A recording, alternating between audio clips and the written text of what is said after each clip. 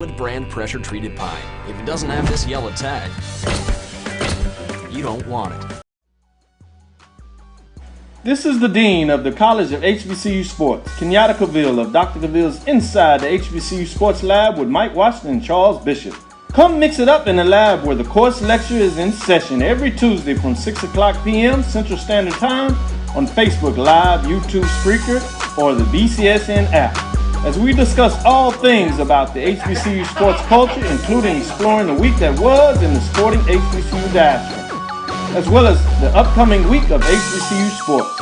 With me, the Dean, the College of HBCU Sports, on Dr. Cavill's Inside the HBCU Sports Lab with Mike Washington and Charles Bishop. Course lecture dismissed. For 200 years, Montgomery, Alabama has been making history by people who had the courage to stand up for change. Today, this riverfront city has been reborn, embracing the past and looking forward to the future. From the National Memorial for Peace and Justice to the stage of the Alabama Shakespeare Festival, this is where history was and is made. We are proud to call Montgomery home, and together, we can be the change. One bite of 100% Angus beef ballpark frank, and you'll say,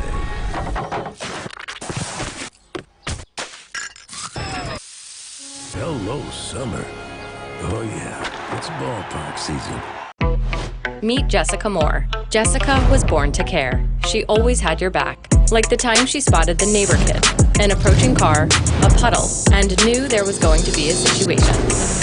That's my best friend. She don't need no lift. Miss Hogan's class? Yeah, it's Atlantis. Nice.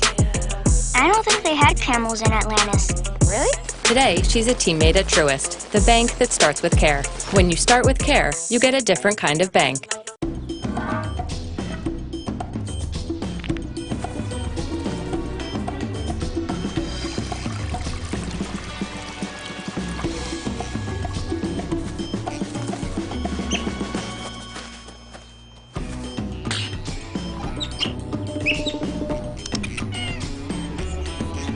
For 5-star backyards, Yellowwood brand pressure treated pine. If it doesn't have this yellow tag, you don't want it. From novice to aficionado, find yourself here. High quality cigars plus personal customer service. Slow Burn is Waco's only mobile cigar lounge, featuring a meticulous, curated collection of premium cigars. Visit our website, www.slowburnwaco.com. That's www.slowburnwaco.com. We're opening the door to better financial services, better experiences, better partnerships, better technology, better communities,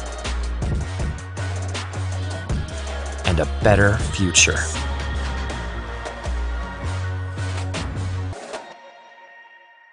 At Tyson, we know taste is local. Some like their beef pit smoked, their chicken spiced all the way up, or their pork sweet and saucy. Local flavors, global impact.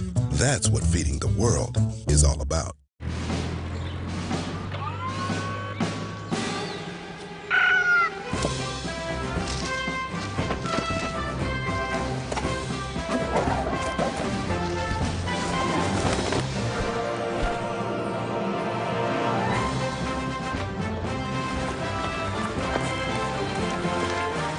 For 5-star backyards, Yellowwood brand pressure treated pine. If it doesn't have this yellow tag, you don't want it.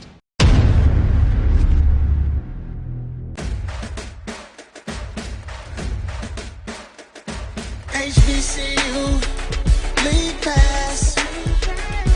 Watch your favorite black colleges. Some of the best players in the land.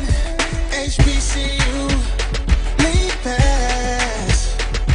It's game time. I'm proud and I love my HBCU. HBCU League Pass. Watch your favorite black colleges. Some of the best players in the land. HBCU League Pass. It's game time.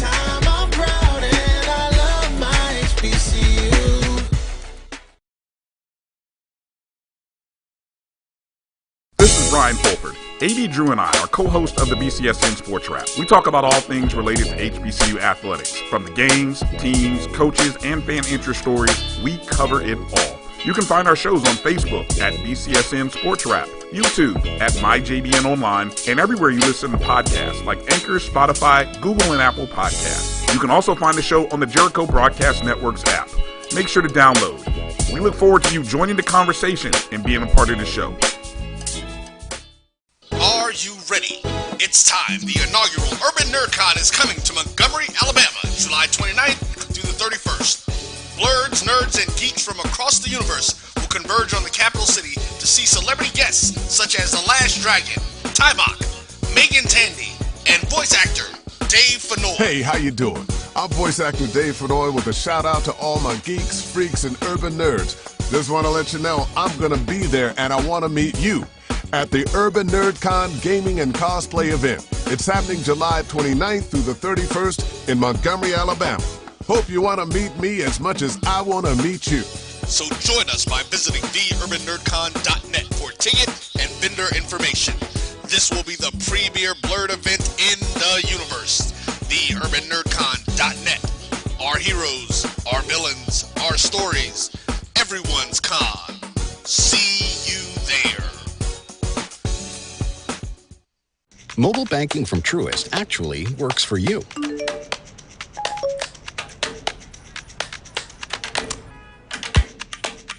It gives you simple, smart, personalized insights to keep you one step ahead.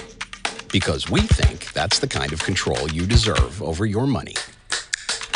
When you start with care, you get a different kind of bank. Truist. Download the mobile app now.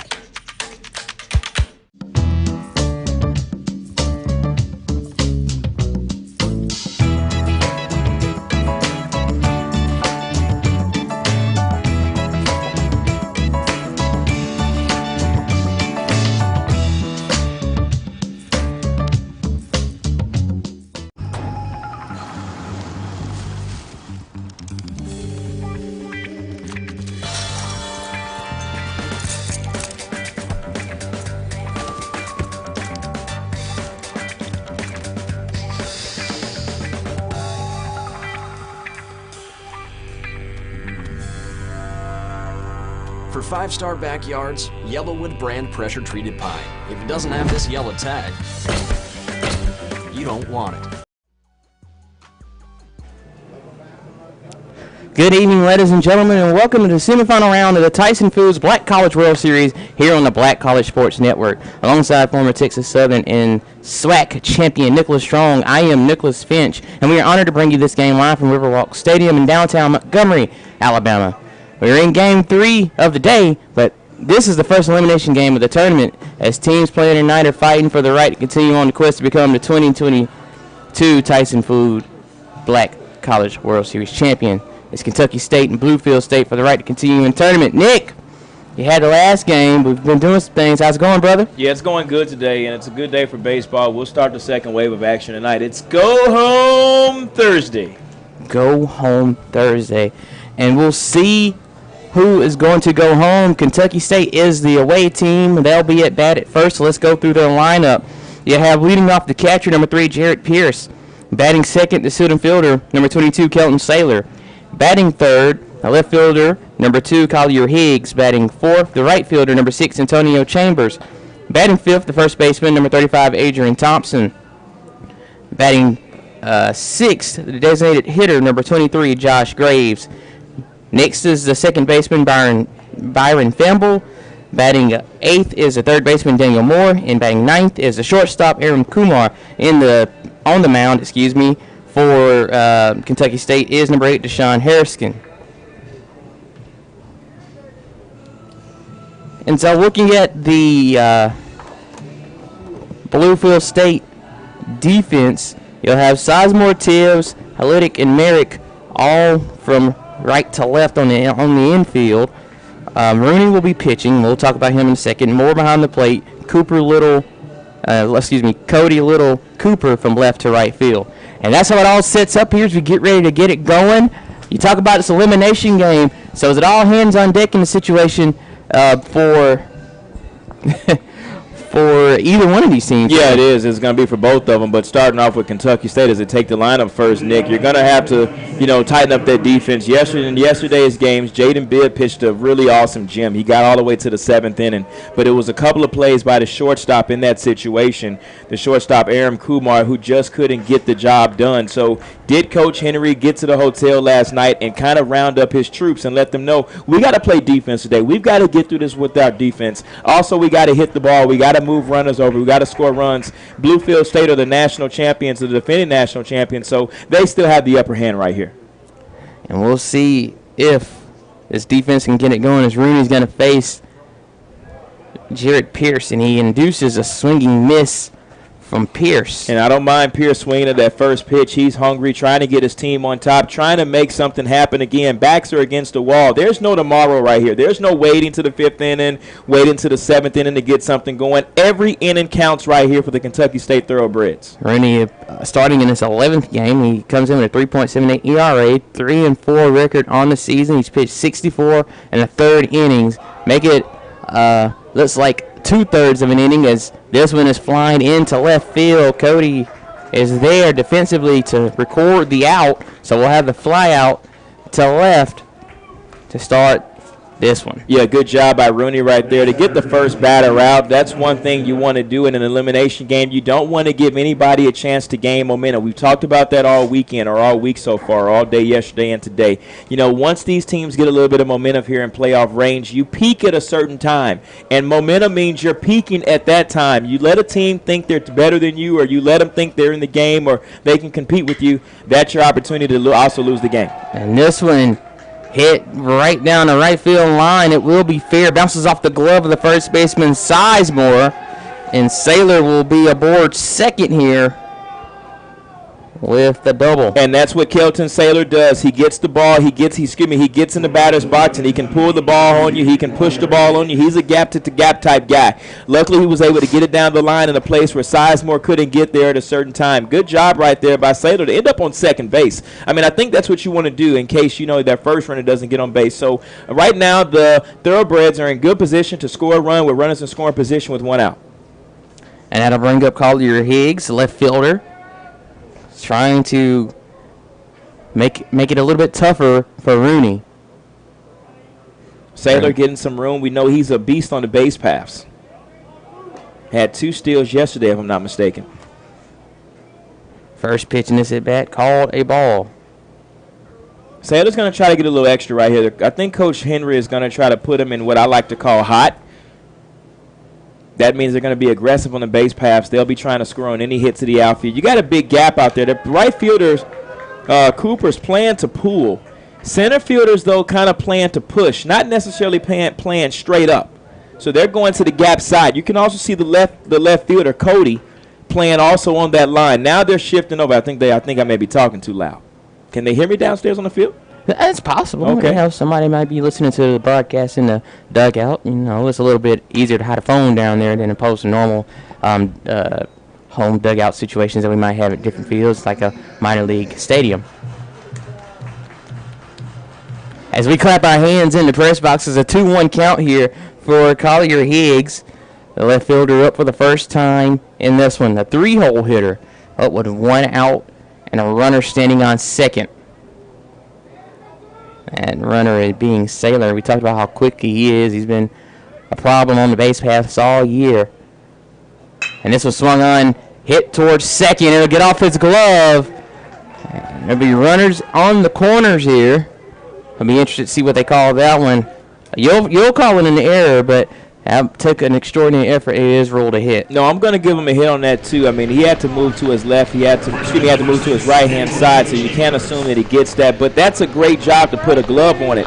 What the second baseman Tibbs did right there, he saved a run from scoring by keeping that ball on the infield. So now you get runners at first and third, as I always say, still the hardest situation in baseball to defend. But the Thoroughbreds have plenty of options right here. I like to see maybe some type of squeeze or maybe some type of hit and run going on. Try to get some action from first to second here. And we'll see what happens as Chambers steps up. The cleanup hitter fouls one off for strike one. Chambers playing in right field for this contest. one out. What kind of at bat would you like to see from Chambers? And like I said, I think he needs to hit something. I think he needs to get the runners going. And, you know, we talked about it yesterday. Coach Henry talked about how his guys had one of the best two-strikes approaches in his conference, and so he thought. You know, so he's in that situation right now. 0-2 is probably going to see something off speed here. Not going to let him get his hands around. Maybe he wants to kind of pitcher Rooney wants to get him to maybe pop something up in the air right here. But I take that with a runner at third base. 0-2 swung on, hit to short. Throw over to second will be in time. Throw over to first, not so much. It means a run will score. Higgs is out at second. So Rooney went with the off-speed outside, and he got him to what we call roll over. Some of those guys have got to understand that outside pitch has got to be hit to the right field side. He was able to roll it over, means he went outside and tried to pull the ball, and that's something that you don't want to do on the outside off-speed. But nevertheless, great job by the shortstop there. That's Hiladek, and he was able to get one, at least get an out there for the Blue Wave. So first out is recorded. Excuse me, Big Blue. Chambers reaches on a fielder's choice. Now it's Thompson, Adrian Thompson. That pitch misses for a ball, moves up 1-1. Thompson, the first baseman today, 35. Yep. Big Frank Thomas's number. Big hurt. I was going to say, he might have the Frank Thomas frame. He's not a small fella. Not at all. 1-1 is the count. Pitch on the way. That's swung on. Hit high. Not particularly deep. Second baseman is there. And that will record the out. So, Kentucky State able to drive in a run. They'll leave a couple stranded. We'll head to the bottom of the inning. And a 1-0 lead for KSU. You're watching Tyson Foods Black College World Series on the Black College Sports Network.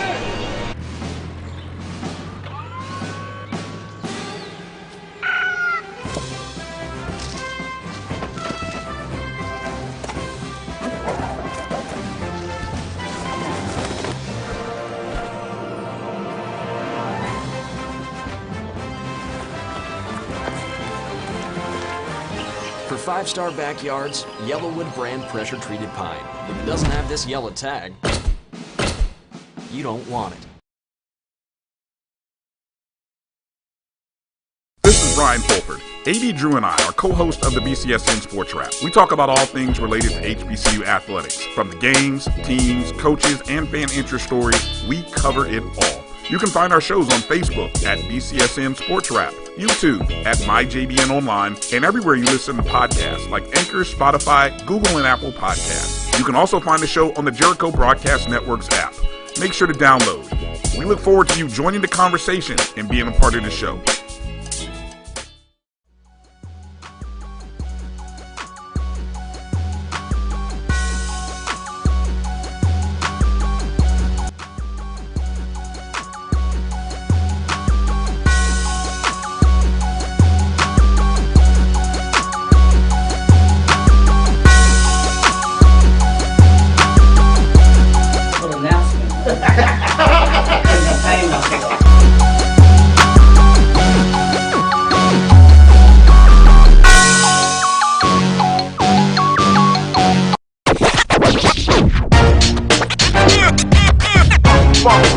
It's like a loot machine. All around town, people trying to get down. Back to it here in Montgomery. Rick Strong, Nick Pinch with you. Calling your action. It's time for Bluefield State College. Their first at bat, Blake Little, center fielder, will be the leadoff hitter. He'll be followed by Garrett Halidic, a shortstop. And then Cole Cody, all guaranteed this inning, and that one's fouled off for strike one. Also in the starting lineup, you'll have 35 Ty Sizemore at first base. Batting fifth, C.J. Cooper in right field. Batting sixth, Braden Merrick at third base. Seventh is Taylor Tibbs at second. Eighth is Roman Moore at catcher. And batting ninth is J.R. McCree, the designated hitter. A little quickly behind 0-2 here. As that pitch is delivered, Hariskin throws it outside for a ball. pitcher on the mound, Deshaun, has sort of a slow dribbler up the middle. Second baseman will scoop it up, give it over to first in time for out number 1. Yeah, great job by the second baseman, Famble, to record the first out. He came in on that ball and, just play defense there. Something what I like to see, a hop step when he's getting ready for the pitch, trying to time his baseball ready move, as they say in Little League. So Garrett Helatic stepping up here, the shortstop, number 22 in the program. Sure, number 1 in the hearts of his parents, family, and friends. He swings at the first pitch, and it'll land fair down the left field line. Helatic's thinking 2. He will get 2, and he gets to stand up double. He with 1 out in the bottom of the first. Yeah, great job by him to see that the pitcher was throwing strikes already early on. He threw 2 in his first AB, and when he came up, he said, well, I'm probably going to get a strike too, so let me swing at the first thing I see and put it down that left field line. And one thing out the box, if you saw what he was running, he was thinking too. He saw the ball go in the left field corner. That's something that you practice every day. He ran at first base, ended up on second base, and put himself in scoring position. Good job there by the Big Blue. And Cole Cody coming up here, the left fielder, has 40 on the jersey. Opportunity to put a run on the board quickly for Bluefield. He takes a mighty cut and misses for strike 1. And Cody did the same thing there, just couldn't catch up with it. He saw that, here Skinner's throwing strikes, and, so they're going to be swinging. I mean, they're going to try to swing at something that you can drive, something that you can put, in extra base territory, just like Greg did in his last at-bat. 0-1 count against him, 1 away. And it's going to be a check swing. Definitely went for strike 2. So quickly behind now. Erskine likes to throw that change up there. Let's see if he can get that off speed over on the outside. I think he may try to paint the corner right here. You see Cody's already choked up on the bat, shortening his swing, just trying to put it in play. Catcher sets up outside. There it is. Went fastball. Trying to speed up the bat of Cody here. Cody is looking to put the ball in play here. The teammate standing on first. All you got to do is make contact, make something happen. Can't do anything if you miss. A ball and 2 strikes, 1 away. That teammate standing on first for Cody.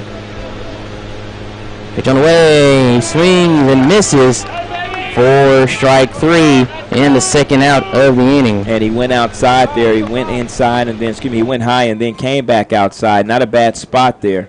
Great job. And like I say, Hereskin's been money all year for the Thoroughbreds. He's been their 1A, 1B starter, as we talked about yesterday with Bibbs. Bibbs for Kentucky State and Tibbs for Bluefield State. Outfield is going to play this guy straight up, which is Sizemore. First baseman Ty Sizemore is up. Up with 2 outs here, the cleanup hitter. First pitch to him. You remember Grady Sizemore? I do. Grady Sizemore, yeah, that's a popular last name. Actually, Grady Sizemore was actually from like North Dakota or Montana or something. Had like 8 kids in his whole high school class. Went to prom with like 7 other people. How many folks did you graduate with? We were about maybe 225 deep. 225 about maybe 175, 200 deep. Yeah, we started out with about maybe 400, I remember. That's crazy. You want to know why I said that's crazy? Because you only had about 25 in your graduation class. I had more than 25. Oh, okay. 52? More than 52. 78? Less than 78. Wow, all right. So ball in the strike in this count here for Sizemore. I think the final number was 64. How many did you start with? Do you remember? You guys probably went in with about 150 or something, huh? Oh no, I wish. We started with just over 100. I think it was 102, and I was 40 along the way. You guys don't lose a lot of people then up there or down there. I mean, that's a sizable portion, about 40% of the class. Gotcha. A ball, 2 strikes, 2 away here. Pitch on the way. That swung on and fouled off. I'm going to catch a foul ball sooner or later. It's going to come in this booth. Because that means it has a chance to hit me, and we don't want that. Well, I mean, we got surgery. We got first aid kit on site. We got first aid downstairs. I ain't trying to get hit in the face. Well, you got to use your hands. We talked about the Kevin Mitchell effect yesterday. But I ain't Kevin Mitchell, man. I'm just old Nicholas Finch. Just trying to call a game, make sure nobody gets hurt. Clark County, right? Clark County. C-L-A-R-K-E or C-L-A-R-K? With the E. With the E, okay. Yeah. That misses. Ball 2. 2 balls, 2 strikes. Don't forget. Deuce is wild. There you go. 2 balls, now 2 strikes, 2 outs. Now you're learning, rookie. Rook. Call you Rook. Wow. Athletics been standing on second for quite some time. He's got a good lead. Yeah, he does. And he'll have to leave it there as his teammate strikes out swinging. So Athletic gets the double as the second batter in the inning, and he's stranded there. We'll head to the second inning of play. 1-0 lead for KSU. You're watching the Tyson Foods Black College World Series on the Black College Sports Network.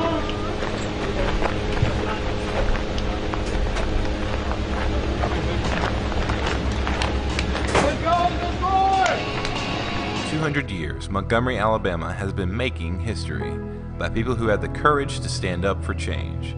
Today, this riverfront city has been reborn, embracing the past and looking forward to the future.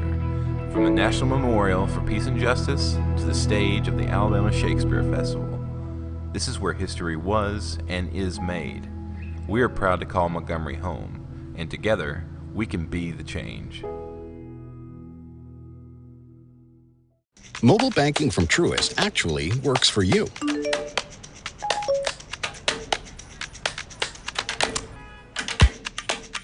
It gives you simple, smart, personalized insights to keep you one step ahead.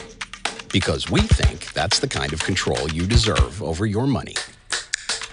When you start with care, you get a different kind of bank.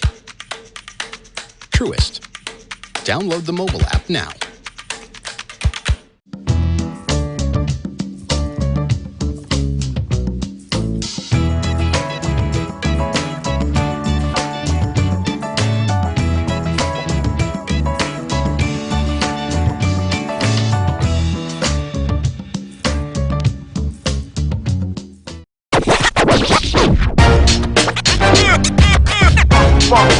It's like a loop machine.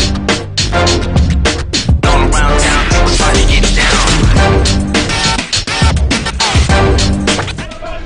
The designated hitter Josh Graves set the lead off the top of the second here at Riverwalk Stadium in Montgomery, Alabama. We are in the second inning of the game 3 of day 2 of the Tyson Foods Black College World Series. That's a mouthful, but we got through it. But as Graves, designated hitter, Josh Graves, I should say, Brian Campbell, second baseman, as Graves swings at the first pitch. Cooper camping under it, and he'll record out number 1. Graves trying to get something started right there to lead off that inning. He's the 6-hole hitter. I mean, got a good chance to put something in play, but just didn't go his way right there. He's got to be a little bit more selective. Absolutely. Now bring up Byron Campbell, the second baseman, and Daniel Moore, all guaranteed here. After the first batter goes down. Curry Save is an F8 there.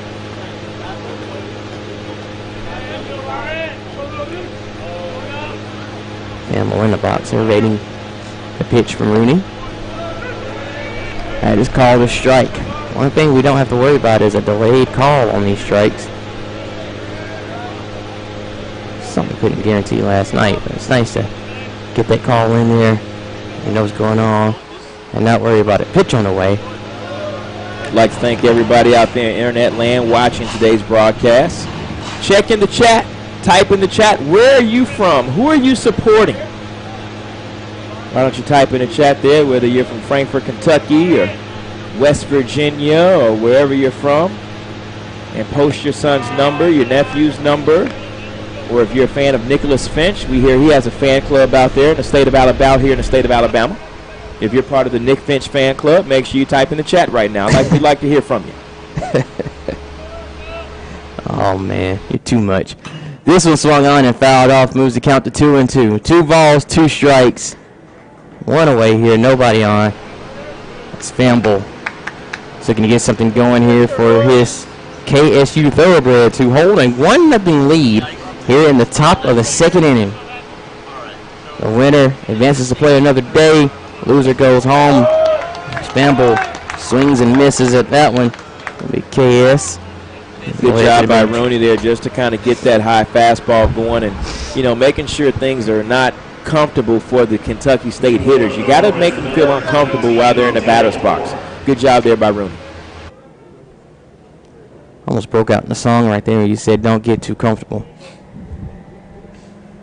Daniel Moore up to bat here. 8-hole hitter in the lineup. First pitch to him called a strike. You know how some officials, and I'm not joking on, I'm not picking on them, some officials do those things to the side. He just goes in, throws that punch in here if he thinks it's a strike. I love it. I love it. Yeah, that's kind of new. I think that got him. Yeah. Some officials like to go to the right. Some like to go up top, like it's a boxing match or something. Looks like Moore was hit by the pitch there.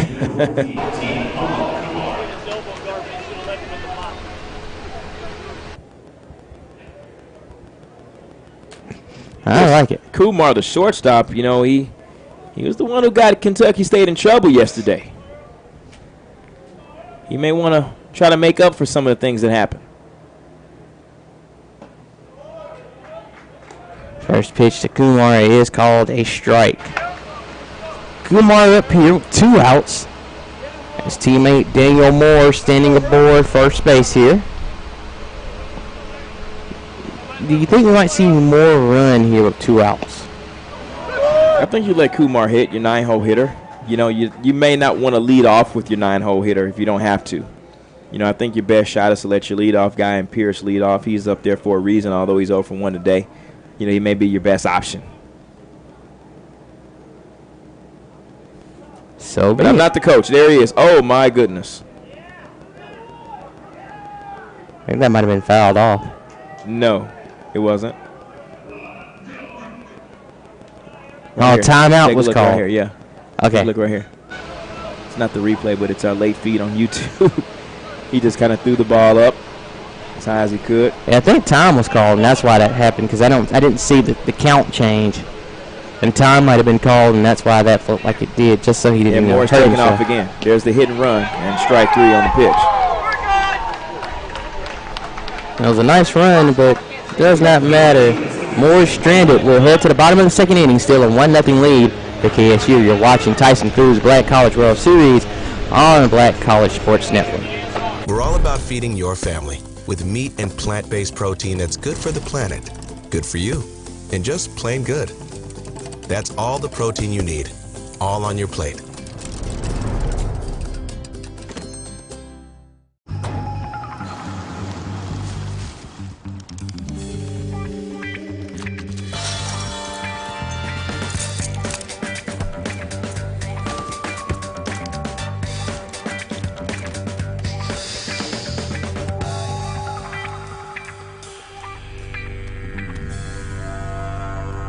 For 5-star backyards, Yellowwood brand pressure-treated pine. If it doesn't have this yellow tag, you don't want it. Meet Jessica Moore. Jessica was born to care. She always had your back. Like the time she spotted the neighbor kid, an approaching car, a puddle, and knew there was going to be a situation. That's my best friend. She don't need no lift, drive her own car. Miss Hogan's class? Yeah, it's Atlantis. Nice. I don't think they had camels in Atlantis. Really? Today, she's a teammate at Truist, the bank that starts with care. When you start with care, you get a different kind of bank.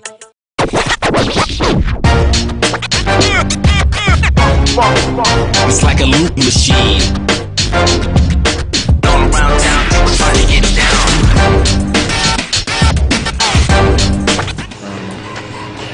Bottom of the second inning here in Montgomery, Alabama, Riverwalk Stadium. Nick Strong and Nick Finch calling your action. And this one, Kentucky State with a 1-0 lead over Bluefield State College. But the Big Blue are up to bat here, and C.J. Cooper will lead off the inning for BSC. It'll be Cooper, Braden Merrick, and Taylor Tibbs, all guaranteed here in the bottom of the second. Shout out to Derek Moore representing Daniel Moore for Kentucky State. I thought that was some of your fan club, but I read and it said Derek Moore, not Nick Finch. Yeah, thought your fans would, support you a little bit more today, Nick. I'm not excited about that. You gotta let them know to chat in with you, man. They got to support the boys, man. That's the problem. This one swung on, hit on the ground at first base. He needs to have a little bit more hustle in him, but C.J. Cooper will ground out to third baseman unassisted there. C.J. Cooper just didn't get a good read on that ground ball there. Was kind of late, got a high fastball, and just couldn't get around on it. Unassisted 3. First baseman Adrian Thompson picking it up and stepping on the bag. And that'll bring up Brayton Merrick, third baseman.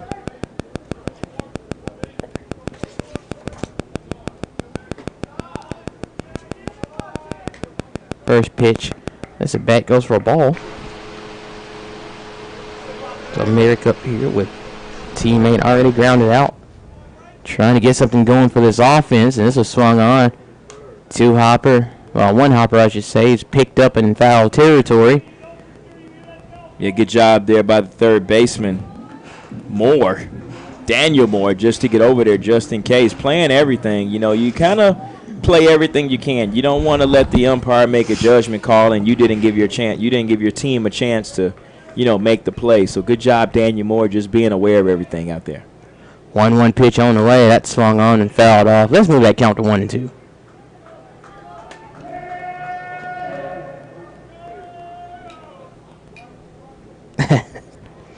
Merrick, third baseman, trying to get on base here, get this offense going for Bluefield.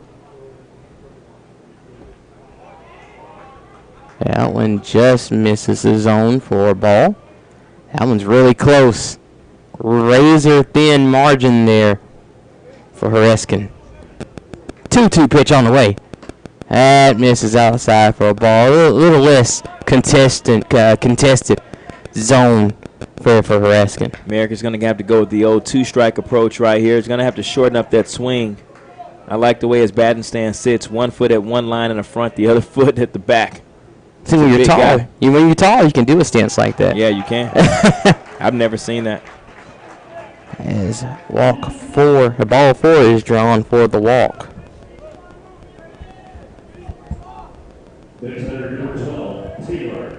I couldn't imagine doing that. I couldn't have any balance. It'd be literally impossible, physically impossible for me to do that without, falling on my face trying to swing the bat. Which is why I talk about balance when you're in the batter's box. That's something that our young hitters are missing. You have to have balance while you're in between those boxes. Oh, Taylor Tibbs up. First pitch to him. Call the ball. Taylor Tibbs was in this World Series last year.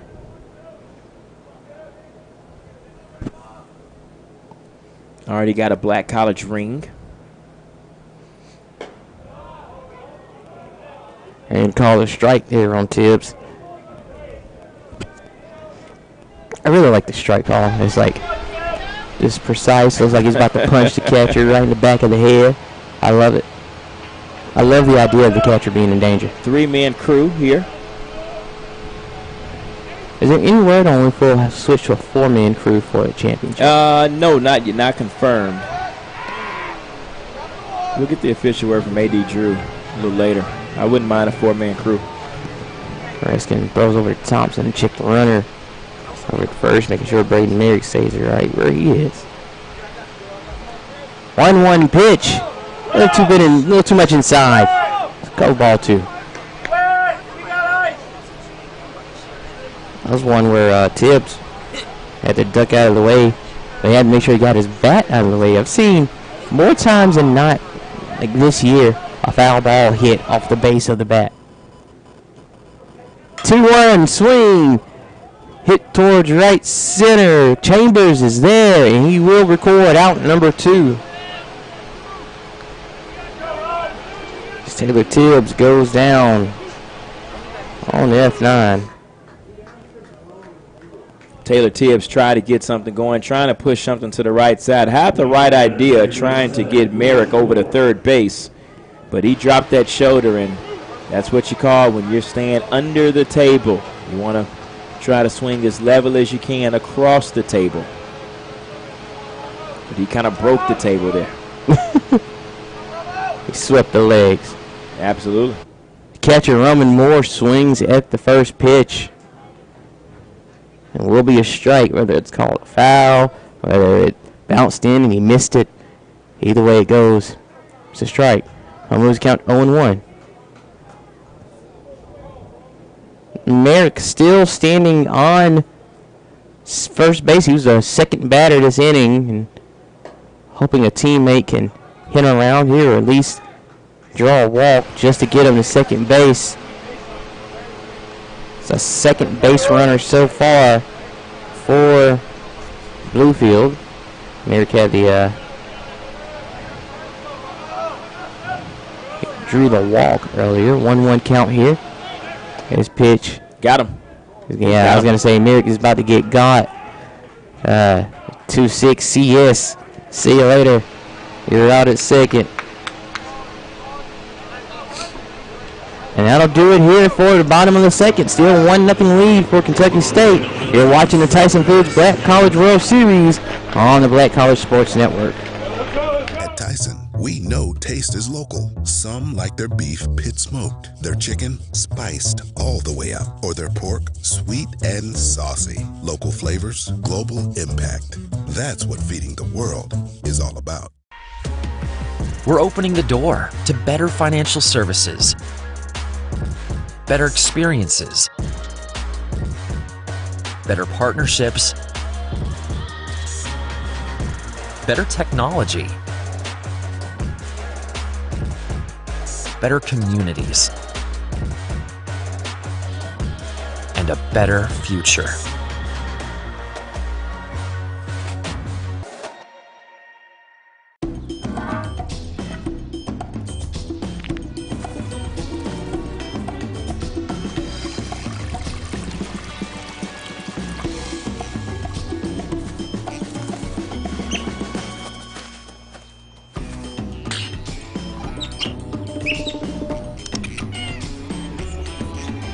Five-star backyards, Yellowwood brand pressure-treated pine. If it doesn't have this yellow tag, you don't want it.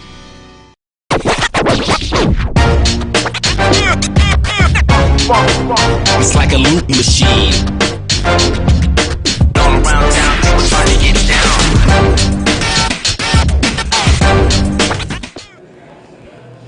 We're in the third inning here, and day 2 of the Tyson Foods Black College World Series. This is the third game of the day. I think game 7 in total. Kentucky State with a 1-0 lead. Nick Strong with me, Nick Finch. I forgot who I was for a second. I just said all the names. Nick and Nick. Absolutely. At night that plays for baseball hits. And leading off the inning for Kentucky State, be top of the lineup is Jared Pierce. Gets ready to step in, the catcher. Flew out to left field. His first time up. Looking to have a different result here, facing Rooney.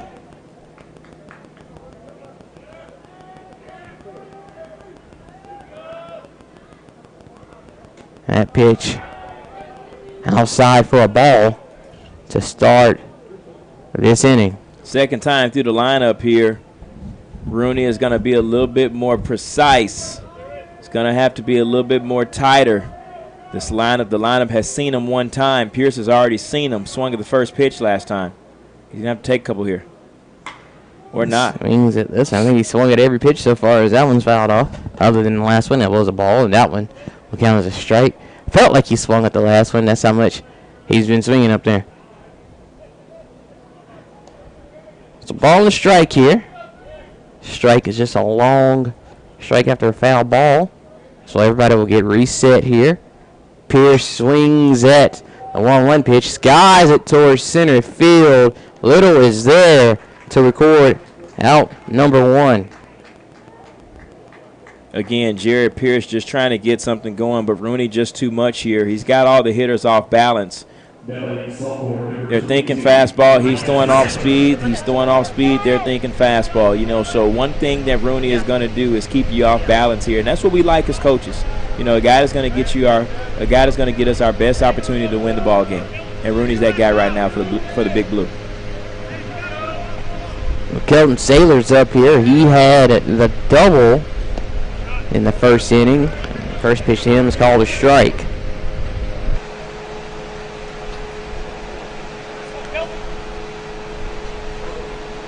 Saylor represents the only run scored in the contest so far. A lot of room up the middle. Second baseman playing towards the pool side. And shortstop still in the same spot. So Kelton Saylor, who knows how he likes to go down those lines, they're playing them each way, left and right. They're leaving them up the middle. Let's see if he can adjust and take advantage of that. And he tried to go back down the line right there. And he swings and misses. 4 strike 3 and out number 2.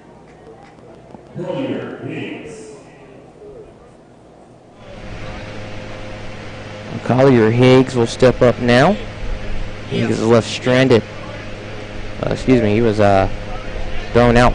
Fielder's choice. 6-4 last time.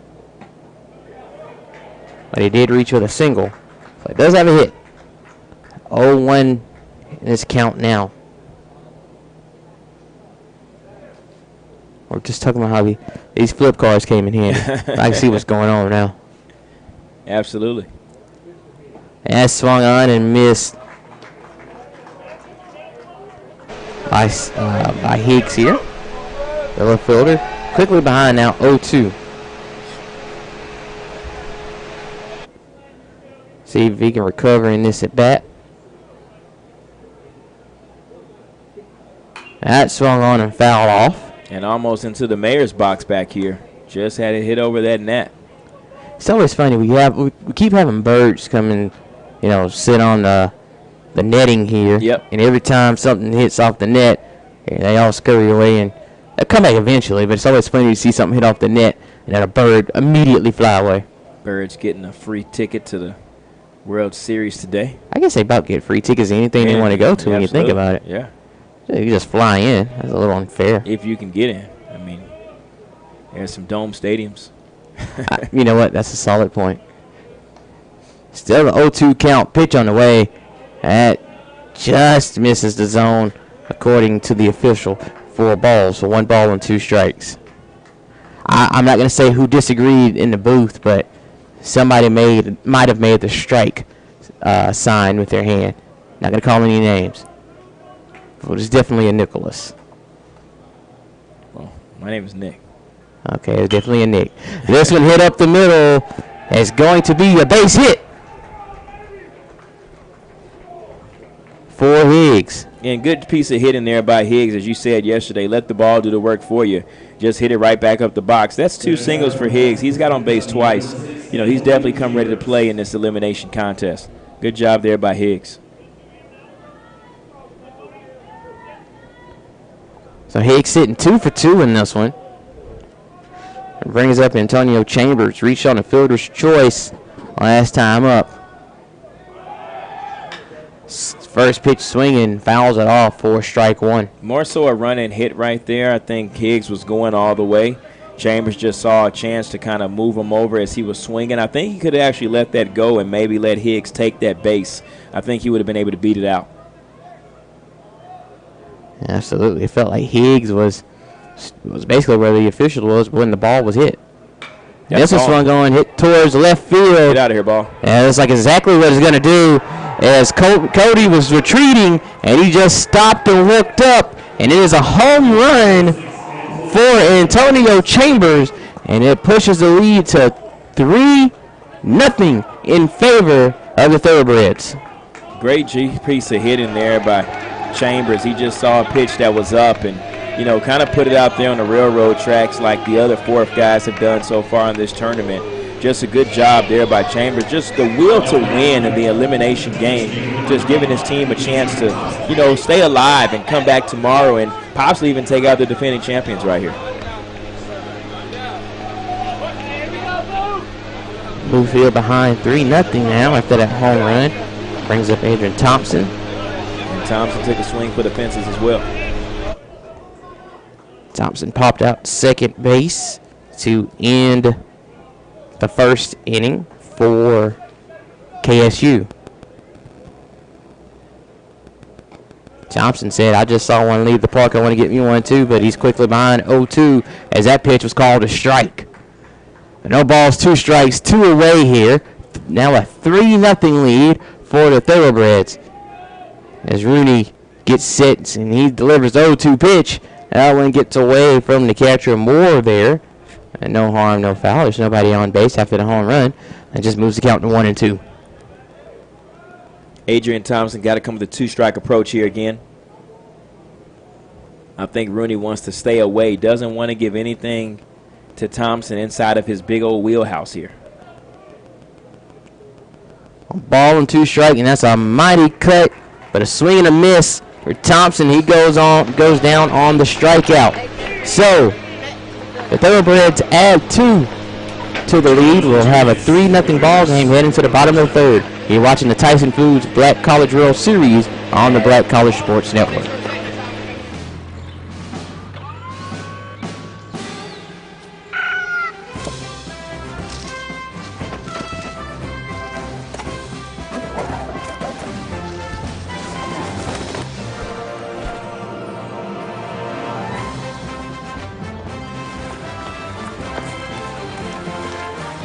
For 5-star backyards, Yellowwood brand pressure-treated pine. If it doesn't have this yellow tag, you don't want it. This is Brian Fulford. AD Drew and I are co-hosts of the BCSN Sports Wrap. We talk about all things related to HBCU athletics. From the games, teams, coaches, and fan interest stories, we cover it all. You can find our shows on Facebook at BCSN Sports Wrap, YouTube at MyJBN Online, and everywhere you listen to podcasts like Anchor, Spotify, Google, and Apple Podcasts. You can also find the show on the Jericho Broadcast Network's app. Make sure to download. We look forward to you joining the conversation and being a part of the show.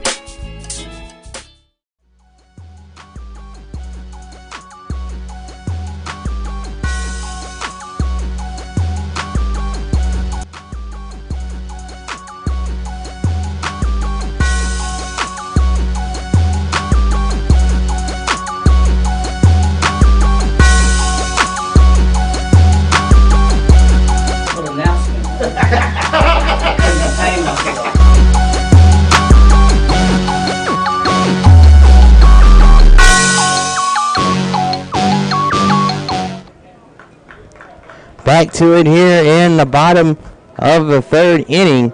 Now a 3-0 lead for KSU over Bluefield State. Nick Finch and Nick Strong with you calling your action. I am the Finch. The Strong is sitting beside me. 0-1 count here for Roman Moore. Moore gets the second chance at life here at the plate as he tips that one foul for strike 2. Yeah, Roy was up when Merritt got thrown out at second base, and that gives Moore some new life here, so Moore gets a chance to see Herskin one more time. It's kind of like his second AB against this kid. What's going on in the dugout over here? And he was kind of trying to get the coach, just trying to play a little safety there, you know, making sure everybody was inside the dugout, or, you know, making sure nobody was outside the dugout, rather.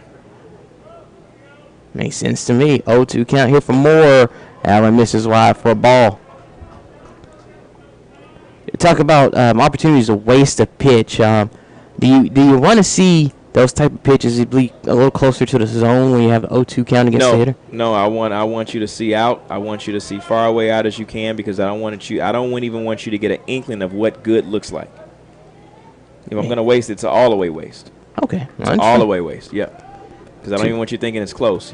If you think it's close, next time you'll probably swing. I don't even want you to swing. I want you to be in a position to where you are either looking at this or it's a strikeout. Well, speaking of strikeouts, there it is. Yeah, that's exactly what just happened. Is Roman Moore watches that pitch come in for a strike for out number 1. Bingo. You might know your little something. Just a little bit. Just a little bit. Just a little bit. So J.R. McCree, the 9-hitter in the lineup, up here, swings at the first pitch and fouls it off. It's not like you do this for a living or anything. No, not at all. I mean, not a living. Just a living. I would tell you if it was a living. I would totally tell you if it was a living. I love it. We don't do this for the living. Living. We do it for a living. You know what? I understand. That misses a stone for a ball. One ball and one. That actually misses on. I said that right, for a ball. So 1 ball and 1 strike. First pitch was a foul ball. I had it right the first time. Second guess myself. This one kind of flared out to right field. It will be out. Number 2 is Chambers is able to get under it to record the out. That'll bring us to the top of the lineup.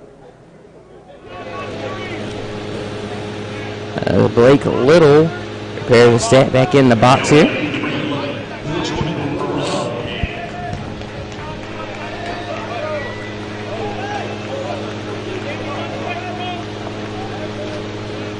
Well, I thought it was going to be Blake Little. Looks like we have a pinch hitter who showed bunt. Unless I'm mistaken, I didn't miss a batter. You see a number 11 anywhere? It's McCree. Excuse me, this is a Little. Did Little come out? I do believe he did. That's the number 11 right there. This is fouled off.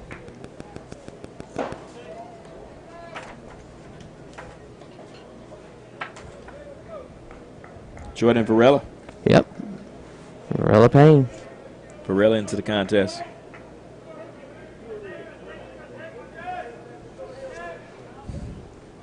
One count against him. Watches that come in for a strike. Moves the count to 1-2.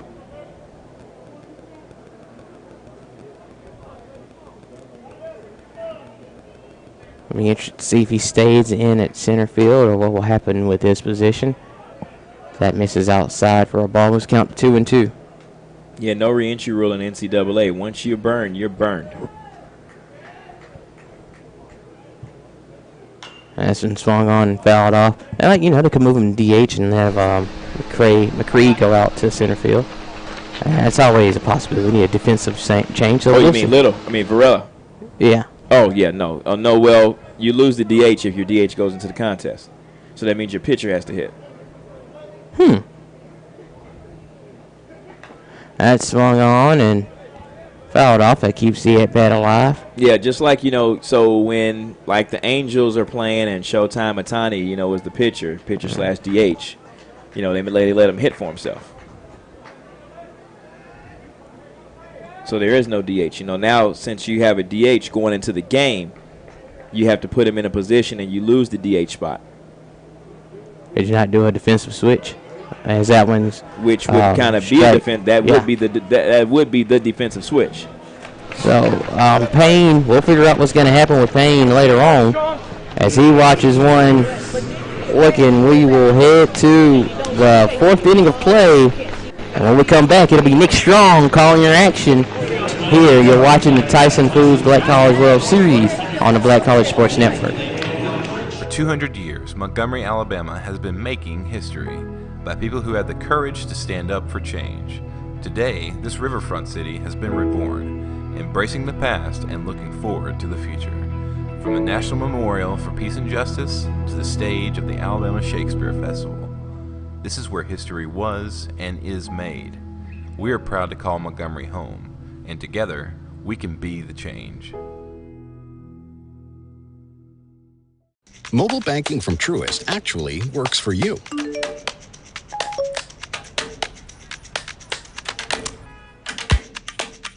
It gives you simple, smart, personalized insights to keep you one step ahead.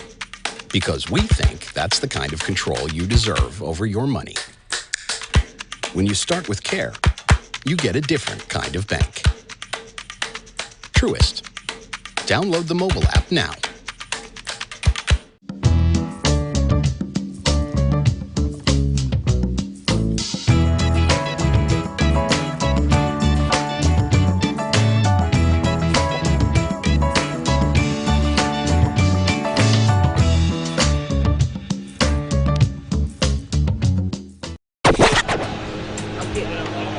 Welcome back to the Tyson Foods Black College World Series. Riverwalk Stadium, the site. Montgomery, Alabama, the city. Nick Strong alongside yours truly. The man, the myth, the legend. Mr. Clark County himself, it's Nick Finch. Hanging out with us, Bluefield State. Going up against the Kentucky State Thoroughbreds. Kentucky State Thoroughbreds in your green jerseys, gray pants. Bluefield State, white jerseys, white pants. Kentucky State with the lead, 3-zip. Rooney on the mound for the Bluefield State, Big Blue. Still going strong. Top of 4 here. And I've got a foul tip right there. Nevertheless, it's a strike. No balls, 2 strikes to count. Nick, you've seen 3 innings of this contest so far. What has led Kentucky State to taking the lead here? Kentucky State's been more aggressive. Kentucky State's been a little bit more aggressive so far at the plate than Bluefield. Bluefield just not able to get on this pitching, and you can tell by what's happened is we'll have another strikeout here. Kentucky State is not letting a lot of pitches get past them. As a swing and a miss right there. You talk about for a strikeout. Strike 3. Graves goes down in order. Lead off out here for the Big Blue. That'll bring up Famble, the second baseman for the Thoroughbreds. Famble on the day 0 for 1, struck out in his last at bat, went down swinging. Very aggressive at the box. You know what I'm saying? You don't see any KLs on this team. No, not at all, not at all. Defense for the Big Blue today. What have you thought about the gloves for the guys from West Virginia? Yeah, absolutely. They're doing everything you're supposed to do. They're keeping the ball in front of them. They're making the right plays, not trying to do too much. They're trying to make sure they make the right plays to preserve this lead and keep the season going. Yeah, I mean, it's an elimination game, backs against the wall. Lose or go home. That's a long bus ride to go back a little early. It's pretty long. We actually got it yesterday. I think it was 577 miles from Bluefield to Montgomery, and it was 677 miles from Miami, which would be Florida Memorial, Miami Gardens to be exact, to the city here in Montgomery, Alabama. You know a lot about this state, great state of Alabama. You're native of the state, Clark County, down south. Absolutely. University of West Alabama graduate. Mm-hmm. All right, you know a lot about this state. I know enough. Alabama, huh? I know enough. Here it is. There's the pitch in the dirt, and Rooney trying to get Famble out. 3-1 your count. Ironically, as long as I've lived here, this week has been my first time coming to River View Stadium. Now, you're in Birmingham now, or? Tuscaloosa. Tuscaloosa, gotcha. So Tuscaloosa doesn't have any minor league baseball. The closest one to you would be Birmingham. Yeah, Birmingham Barons. Gotcha, yeah. Okay. They played Regents Field up there in Birmingham. That's right, which is where, in talking to HBCU, the SWAC tournament will be this year in a couple of weeks, Southwestern Athletic Conference, which I am a graduate of, Texas Southern. SWAC tournament this year in Birmingham, Alabama.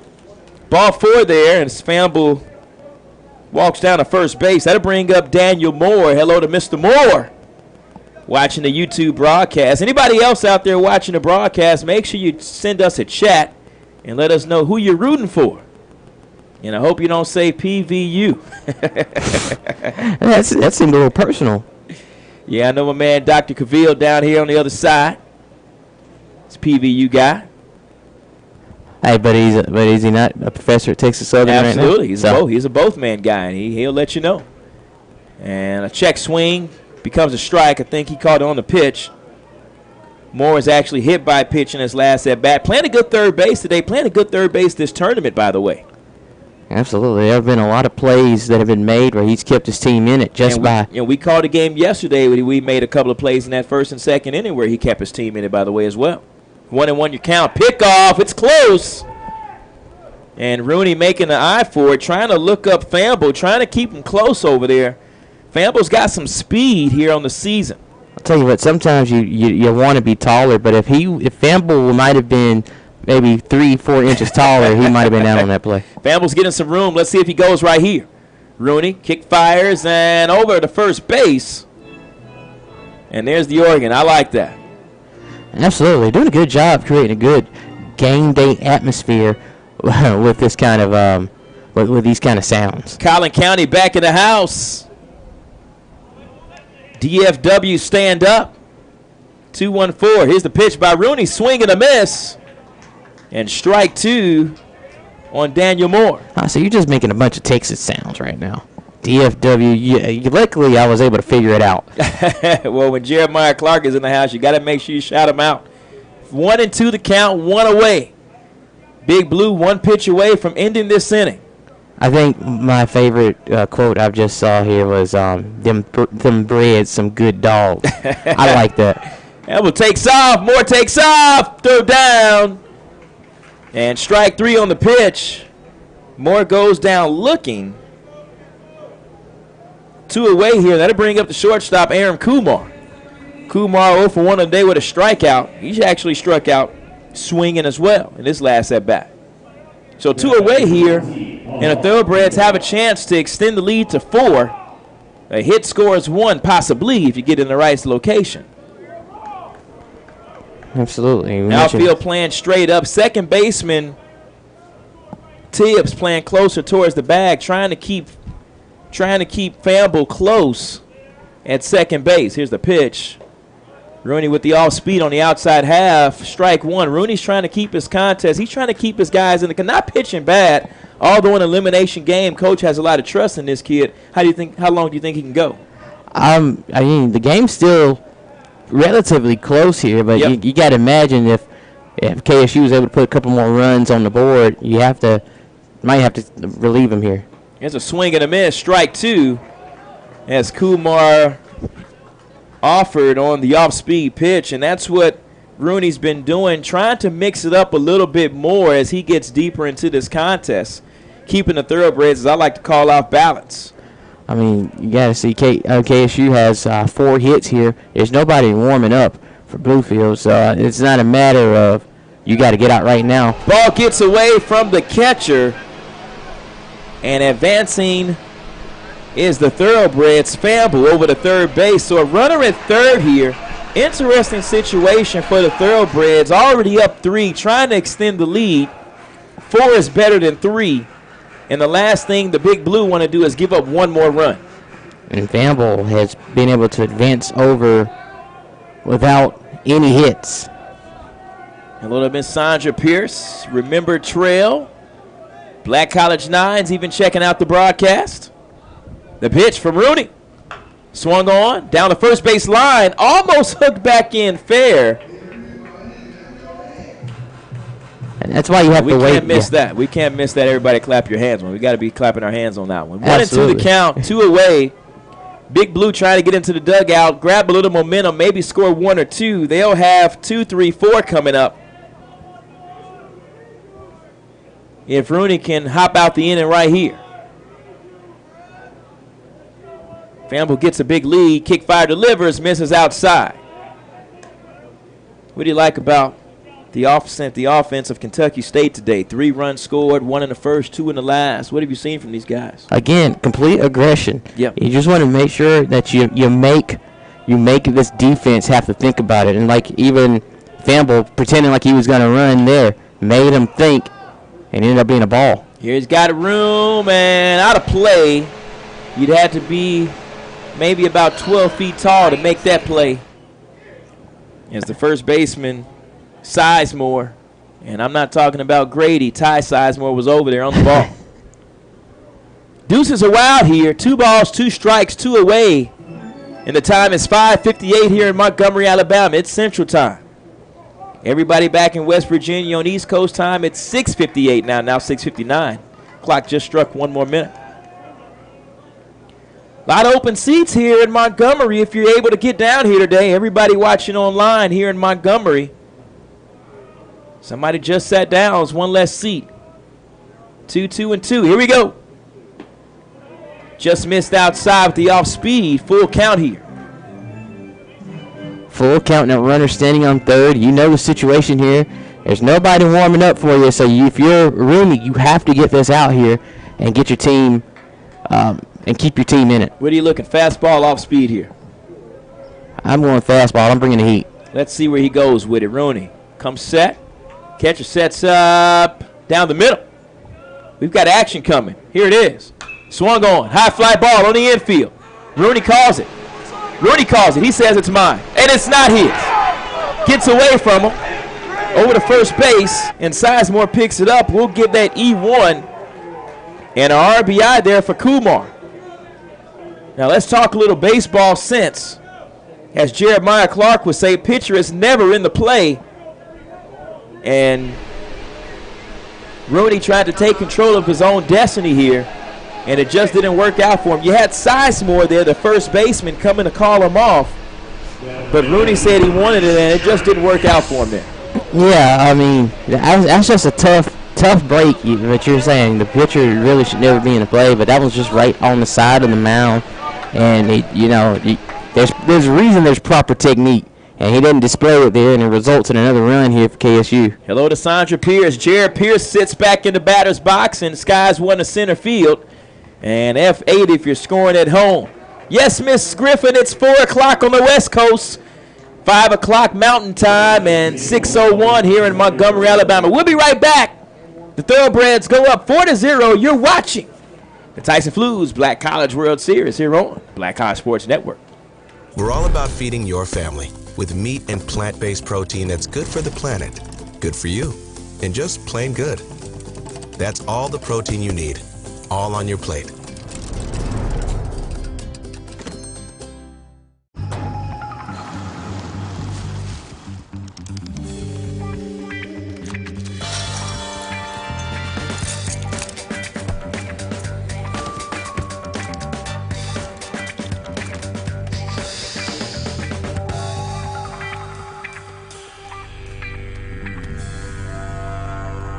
For 5-star backyards, Yellowwood brand pressure-treated pine. If it doesn't have this yellow tag, you don't want it. Meet Jessica Moore. Jessica was born to care. She always had your back. Like the time she spotted the neighbor kid, an approaching car, a puddle, and knew there was going to be a situation. That's my best friend. She don't need no lift, drive her own car. Miss Hogan's class? Yeah, it's Atlantis. Nice. I don't think they had camels in Atlantis. Really?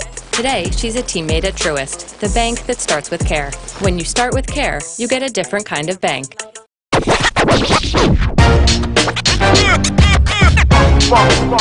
like a loop machine. All around town, people trying to get down.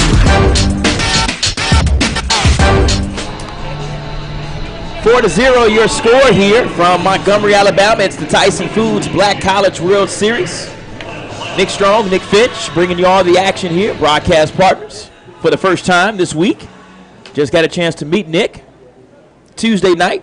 Well, I met him on a Zoom call Sunday night. First thing he did was text me and said, "Nick, I want your autograph." I said, "You get it when I see you, man." And I gave it to him when I met him. You know, when you meet a celebrity, you cannot pass up the opportunity to get an autograph. A Texas Southern legend. Swung on by Lila Deck. Shortstop Kumar all over it.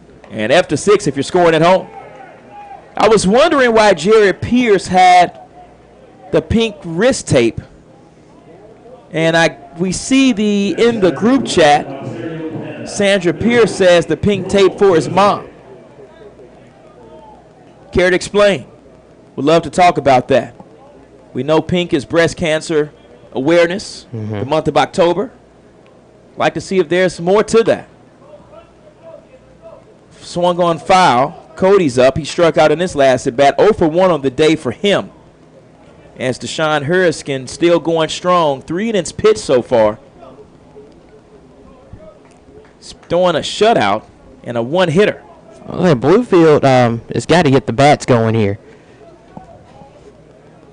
Absolutely, you know, it's a 4-run game, but you got to get going. You know, you can't just keep wasting these opportunities. I mean, there's only so many outs in a game. Absolutely, absolutely. That's easy for me to say, right? I'd like to shout out everybody that's working the broadcast today. We've got Mel, the producer. We've got the camera folk out here. We got 4 cameras set up. The overseer. You know who I like the most?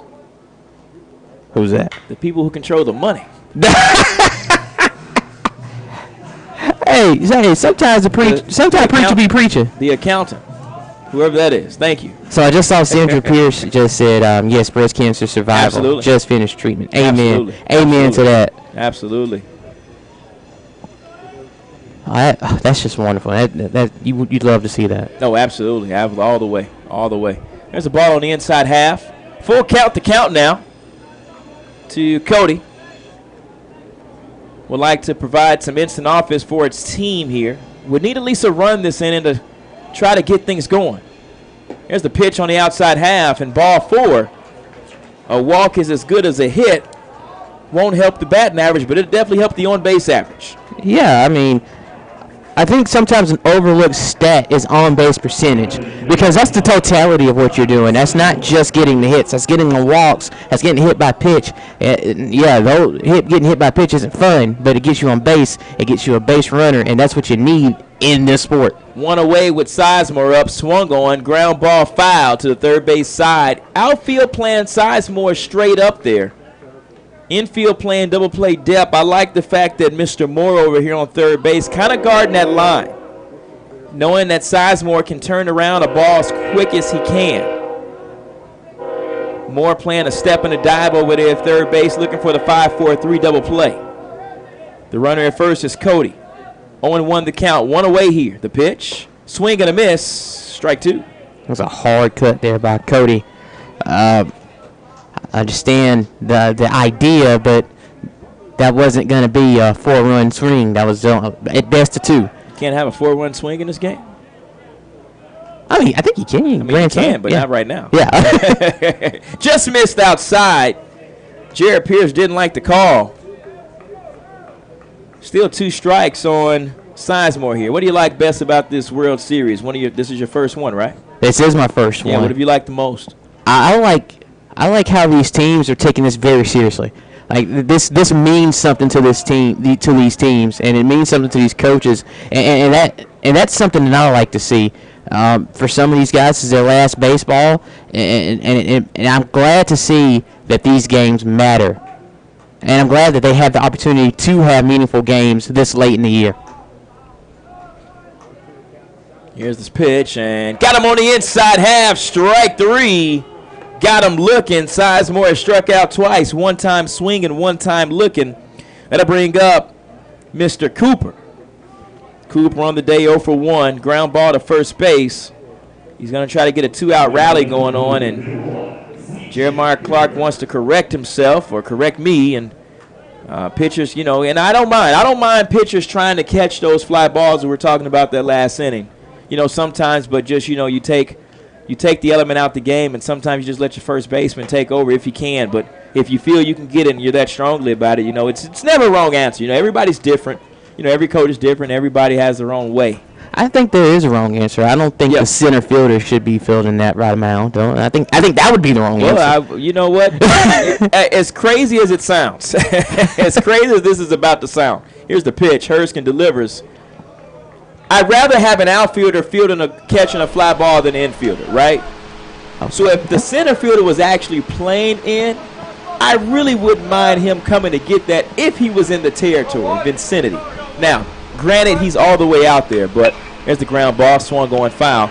I actually wouldn't mind the center fielder, taking priority on that fly ball. My boy said anybody but the pitcher. Yeah, anybody. Just say it. That's what you're trying to say. Just go ahead and say it. Anybody but the pitcher. Anybody but the pitcher. There we go.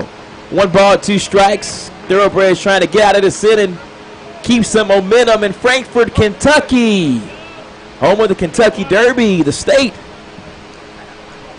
Bluegrass State. Here's the pitch. Swung on. Fly ball right side. And Fields drops in for a hit.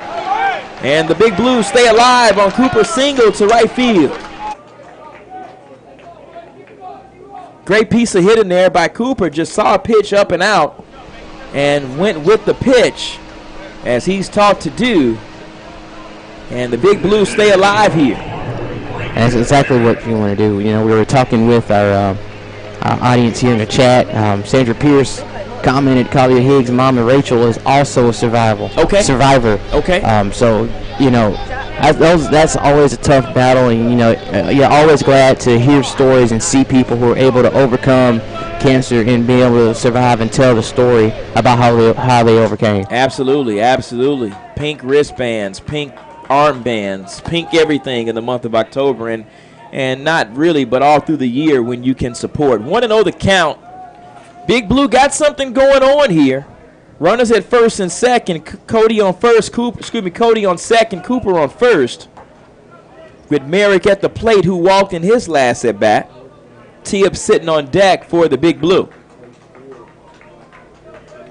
1-1 the count now. Defense again playing straight up in the outfield. And Deshaun Herskin trying to get through this inning.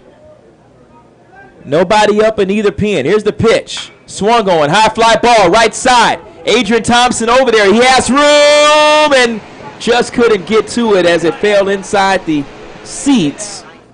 I mean, had Thompson been about maybe 8 inches longer, he can probably extend his arm out and get over there and maybe make the play. You know, if he had the powers of Mr. Fantastic, just a little bit, not the whole power, just a little bit of power.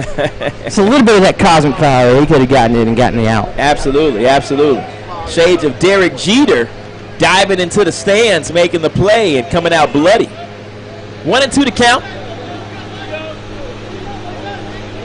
And Merrick puts his best Ichiro Suzuki impression in play. Swung on, strike 3! And the Big Blue go down without scoring any runs in the bottom half of the fourth. We'll take a break. When we return, it's Top 5 here from Riverwalk Stadium, Montgomery, Alabama. You're watching the Tyson Foods Black College World Series. We'll be right back. It's live, Black College Sports Network.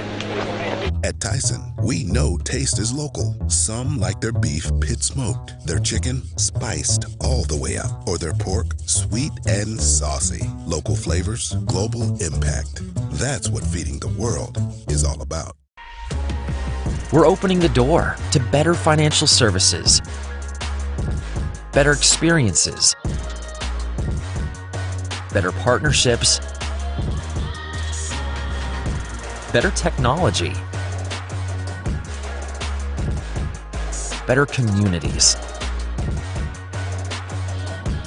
and a better future.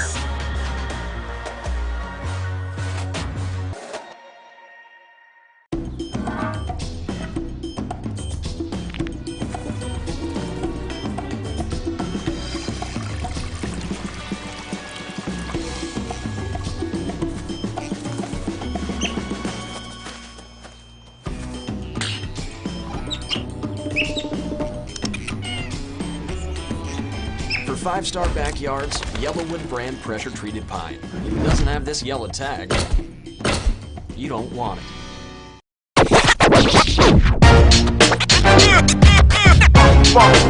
It's like a loop machine. All around town, people trying to get down.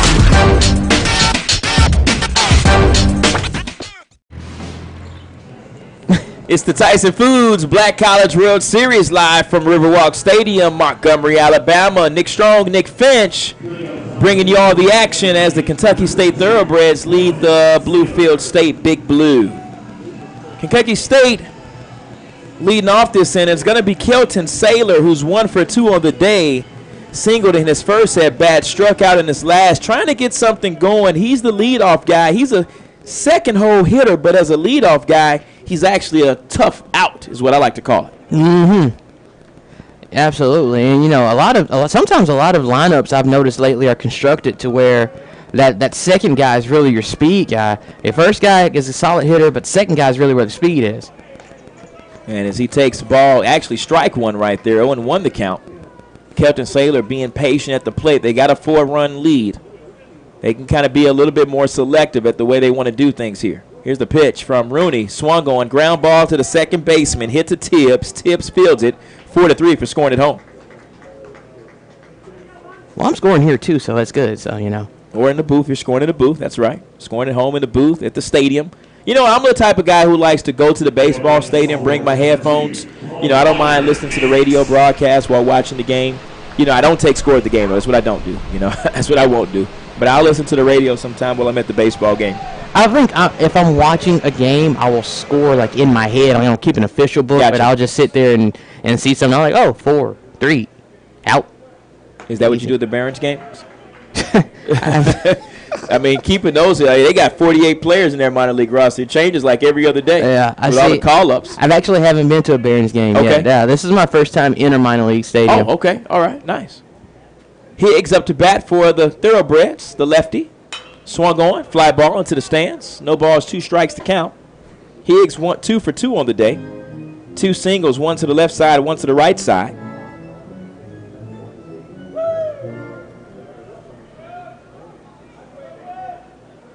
Being a former SID, I've seen a ton of college baseball, but it's always cool to come and see baseball in different venues. Yeah. Talk a little bit about that. You being an SID, and you actually, you're kind of in a different role today, in a sense. Yeah. But talk about, your SID plight and your love for the game of baseball through your SID, because you've had to cover a lot of baseball games.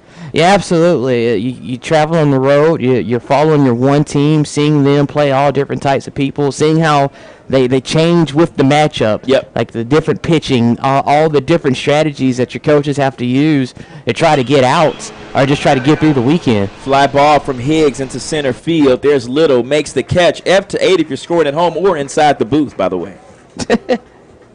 You've seen a lot of baseball. West Alabama, the Division, NCAA Division II level. Yes, yeah. Gulf South Conference. Gulf South Conference. South Conference. Gotcha. Okay. And the funniest thing about that is that because of that, I've seen Miles play a lot. I've seen Albany State play a lot. Right. Like their teams midweek matchups. Midweek matchups against the SIAC that I've seen a lot of these teams even before coming down here. Adrian Thompson, check that Antonio Chambers up to bat with a home run in his last AB. Put it upstairs on the train tracks there. You've seen these D2 teams in the area. Talk a little bit about, we'll just say the non-HBCU game and the HBCU game. What are some of the differences that you've seen so far today? Well, one thing this week, I'm going to say, as far as swinging the bats, there's a tad bit more aggression here with these teams, which isn't a bad thing. No, not at all. It's like it actually makes for a more exciting game when you see that aggression. Whereas the Gulf South Conference is tend to rely on pitching a little bit more in the small ball to try to move runners over. Chambers with the infield hit to third base, beats it out, uses that 6-7 speed to get down the line, and a 2-out single there to start things here for the Thoroughbreds. That'll bring up Thompson, the home run leader here for the Thoroughbreds. 0 for 2 on the day. He's overdue. He's one of the guys that has to get hot here for the Thoroughbreds to kind of keep them in the mix right here. Absolutely. Sitting in the 5-hole, you can't have an 0 for 3 effort.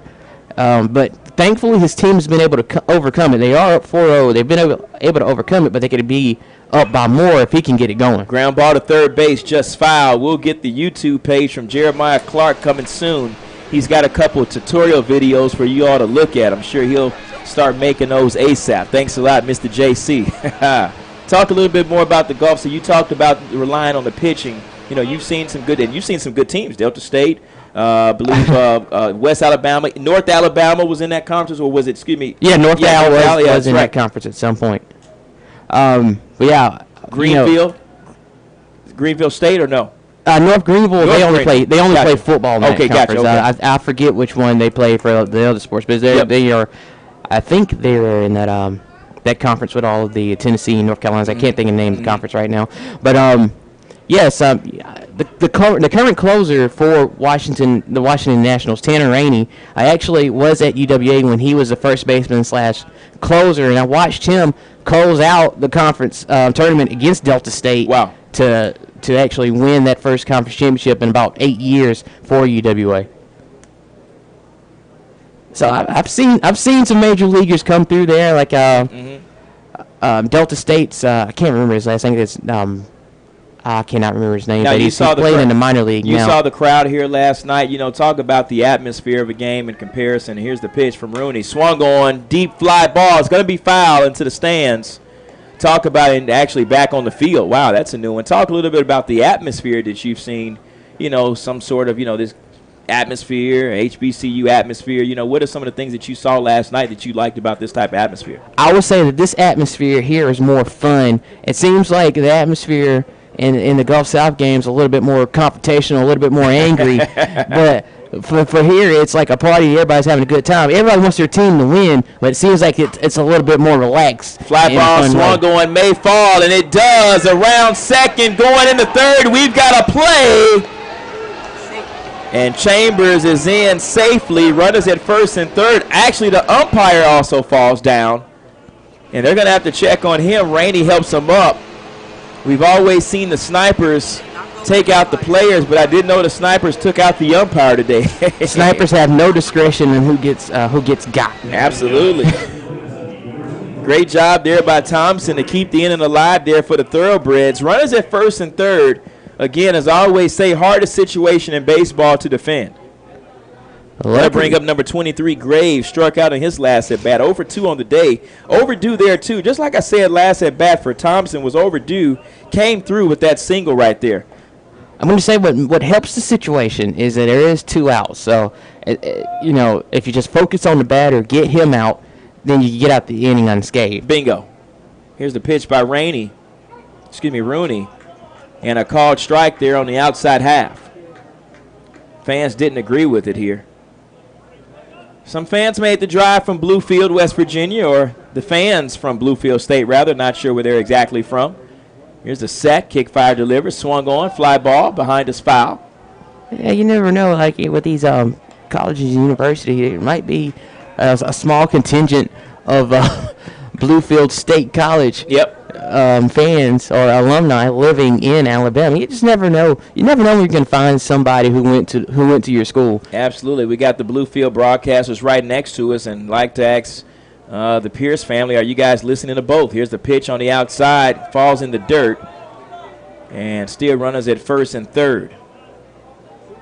I'm going to tell you, as an SID, I can answer the question. They are watching the video because if there's an option to watch video, the parent, they can love the home broadcast all they want. They're going to watch the video. Absolutely. It doesn't matter what could you do on the video, believe me.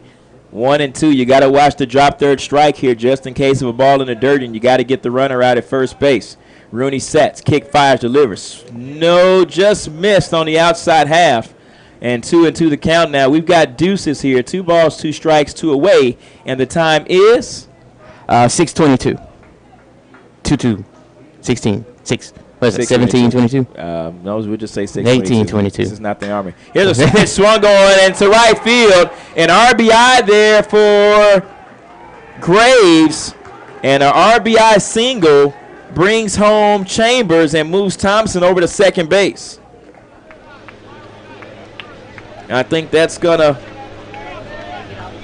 be enough for Coach Bailey to get some fresh arms up in the bullpen. I think we have maybe seen enough for the end of Rooney coming here pretty soon. And I bring up Famble, 0 for 1 of the day, a walk in his last at-bat. Runners at first and second here, 2 away here for the Big Blue. Here's the pitch in the dirt. Rooney looks as though he's winding down a little bit out there, Nick. Not being so sharp as he was early on. Yeah, and that comes with territory. He's thrown a lot of pitches. I mean, you got 7 hits and 5 runs on the board. That means you've thrown at least 21 right off the bat pitches. I mean, obviously he's thrown more than that, but I'm just saying. That one missed as well. So 2 balls, no strikes.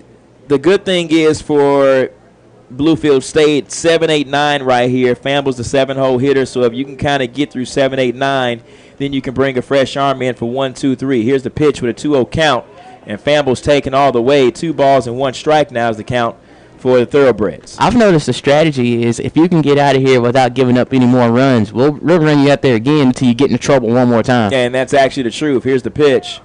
And another strike, 2 balls, 2 strikes. Deuces are wild here again, and you got to hope that the Kentucky State Thoroughbreds kind of push through if you're a Thoroughbred fan. And if you're a Big Blue fan, you got to hold the guys here with 2 strikes. Can't give them anything good to hit. There's the pitch, swing and a miss. And the Thoroughbreds go down, but not without scoring a run. 5-0 your score. Kentucky State trying to stay alive. And they want to play for the national championship Friday and Saturday. We'll take a break. When we return, it's more from Montgomery, Alabama. It's the Tyson Foods Black College World Series live on the Black College Sports Network.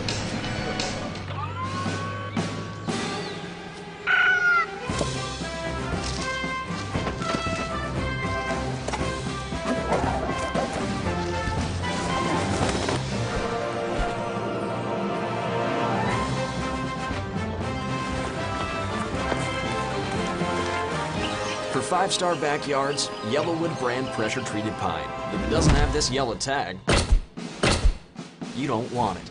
This is Brian Fulford. AD Drew and I are co-hosts of the BCSN Sports Wrap. We talk about all things related to HBCU athletics. From the games, teams, coaches, and fan interest stories, we cover it all.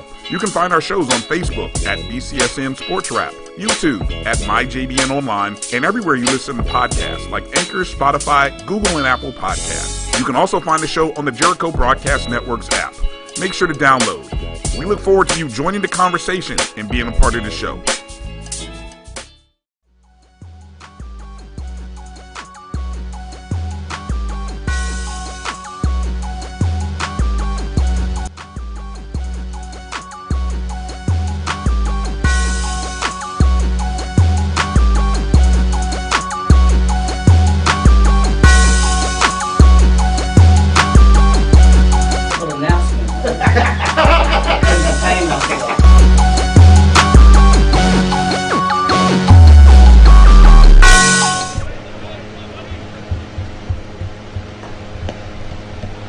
Ball outside to start this inning off. It's the Tyson Foods Black College World Series here on the Black College Sports Network, live from Montgomery, Alabama. River Walk Stadium is the site, home of the Montgomery Biscuits, affiliate of the Tampa Bay Rays. Don't add the devil. That was pre-2000. I think it was 2012. Yeah, I think so. I think they won the World Series the next year in 13 or something like that. They got the devil out, and then they started winning. The next year they started winning. They went to the World Series, yeah. That's how it was. Pitch on the outside corner called strike. 3 balls, 1 strike. And I see we've got the chat room banging, talking about baseball. My type of fans. Here's the pitch by Harriskin. Swung on, fly ball, foul.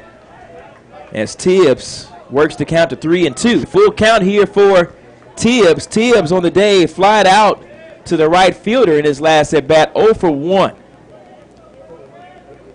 Big Blue is in desperate need of a run right here, Nick. Absolutely. Down 5. They just need to get something going. If it's 1 or 2 this inning. Ground ball swung on. Shortstop takes it across the dime, and Aaron Kumar makes some adjustments from yesterday. 6-3 if you're scoring at home or inside in this booth.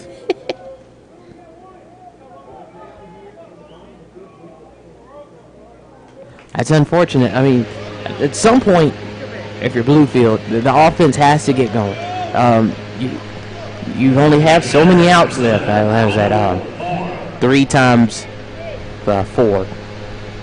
Wait a minute. You know, you talked about it in the Gulf South, in the Gulf South Conference, NCAA Division II, as Moore steps in and he struck out in his last at bat. There was a question asked in the chat: how do we improve the pitching in HBCU baseball?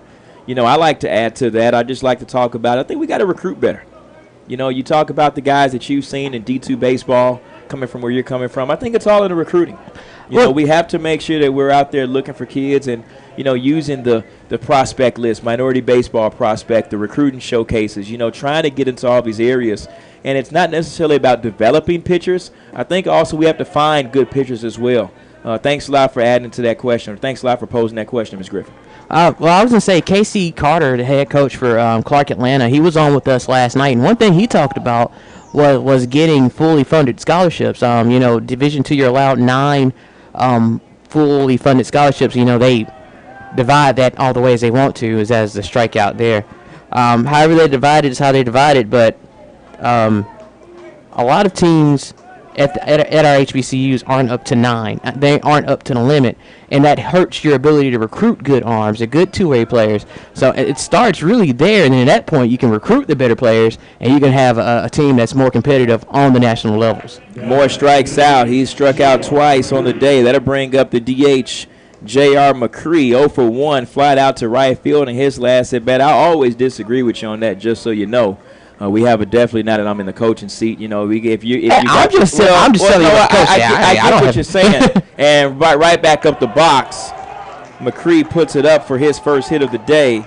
I mean, again, I think if you do have scholarship money, I just feel if you're going to use that excuse, you have to use it if pitching is the need more than hitting.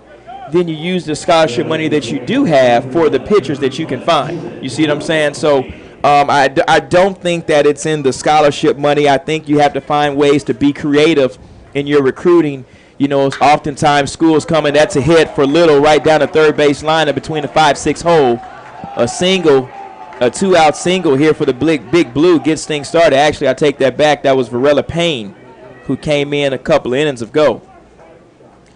So with that being said, I think you be creative in your recruiting. You use some of your more of your academic money, and you kind of sell the school on trying to find the academics. I mean, just offering scholarship itself isn't going to get a Nick Finch just because he throws 95 miles per hour. You know, you got to come with a plan. You got to come with everything else after that. I will say right now, if they recruit a Nick Finch, it must be another Nick Finch. It must be two Nick Finches because they recruit me to play baseball.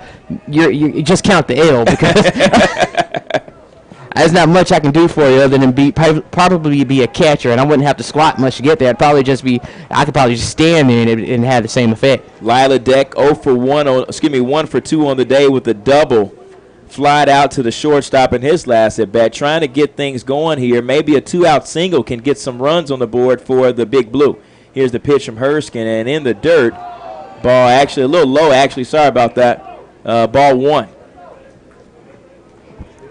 One thing I've always wondered, you know, I've seen catchers, most of the time they're short. I don't know how you manage to be a catcher and be like 6'3" and 6'4". Like, it happens, by the way. You got to have really good knees. And, you know, you can't catch every game. You know, I think that's one of the keys. Here's the pitch. Swung going, no, actually, a strike on the outside. Called strike on the outside corner, actually. 1 ball, 2 strike to count. 2 away here. Hershkin trying to retire the Big Blue, trying to get out of this inning here for the Thoroughbreds. You call that a swing because that's something you would have done in that moment. Yeah, actually, I would have. Here's the pitch from Herskin. Missed outside. Big Blue advancing from first to second and third. Runners at second, third. Deuces are wild. And we've got action here. Runners in scoring position. 2 of them, by the way, for Lila Deck.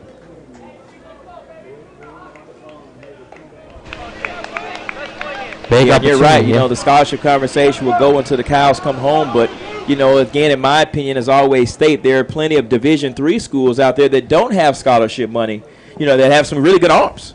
You know, so is the scholarship really the bulk of the issue when it comes to grabbing kids? And I'll always use that, you know, discussion. Again, D3 schools get 90-mile-per-hour arms all the time, and they can't offer any athletic aid. Here's the pitch. Swung going right back to the pitcher. Herskin makes the throw. He's safe. Great job there by Lila Deck to run that out. And we've got a runner at first and third here for the Big Blue. They score their first run, make the score now 5-1, still in favor of the Thoroughbreds. And that's what you want to see. An infield hit there for Lila Deck. That'll bring up Cody 0 for 1 on the day with a walk in his last at bat. And that's all you can ask for for the Big Blue. The opportunity to put a runner on, you have 2 outs. That's what you have to do. The small things right now to get your runners on. You only have so many outs left. Absolutely. It starts with 1. Right now, you can score a run an inning and catch up, and that's what you have to do. You can't waste them. Swung on, ground ball to the shortstop, and Aaron Kumar makes the play 6-4 if you're scoring at home to get the out to end the inning. The Big Blue score, they save a run, and now they trail 5-1. We'll be right back. You're watching the Tyson Foods Black College World Series here on the Black College Sports Network. For 200 years, Montgomery, Alabama has been making history by people who had the courage to stand up for change. Today, this riverfront city has been reborn, embracing the past and looking forward to the future. From the National Memorial for Peace and Justice to the stage of the Alabama Shakespeare Festival, this is where history was and is made. We are proud to call Montgomery home, and together, we can be the change. Mobile banking from Truist actually works for you.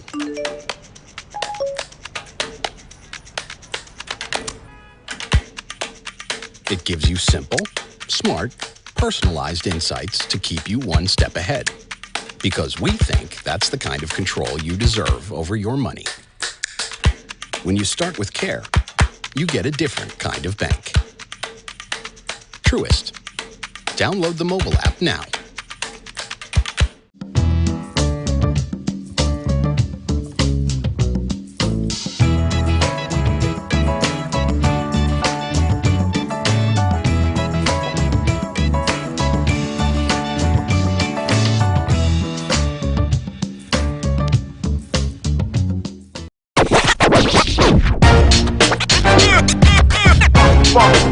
It's like a loop machine. All around town, people trying to get down.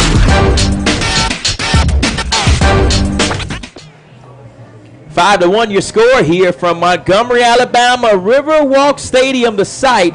It's the Tyson Foods Black College World Series. Bluefield State trails the Thoroughbreds of Kentucky State 5-1. Nick Strong, Nick Finch bringing you all the action here in Game 7. Game 3 for the day. One more game tonight.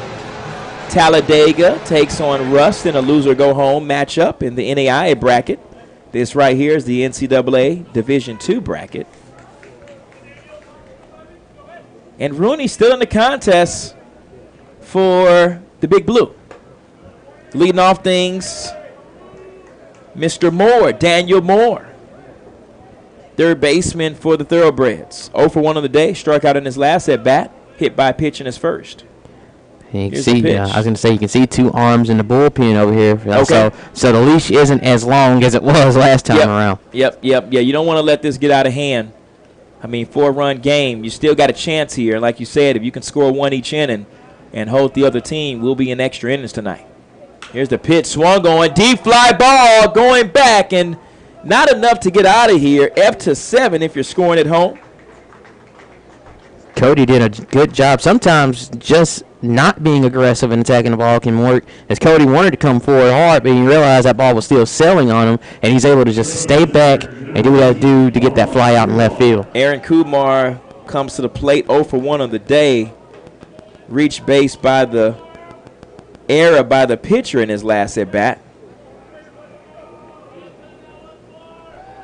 We were last inning is that one was fouled off. We were talking about how we can get better pitching and just, I'd say, better student athletes at our HBCUs in general now, is because there was a time where there was coverage lacking for our HBCUs that isn't the case now. Now we have things like the Black College Sports Network. Now we have more access to video to get these kids the coverage that they need and deserve. And now the selling point is you can go anywhere that makes you comfortable, and you can make it to the professional level if that's what your talent dictates. Bingo.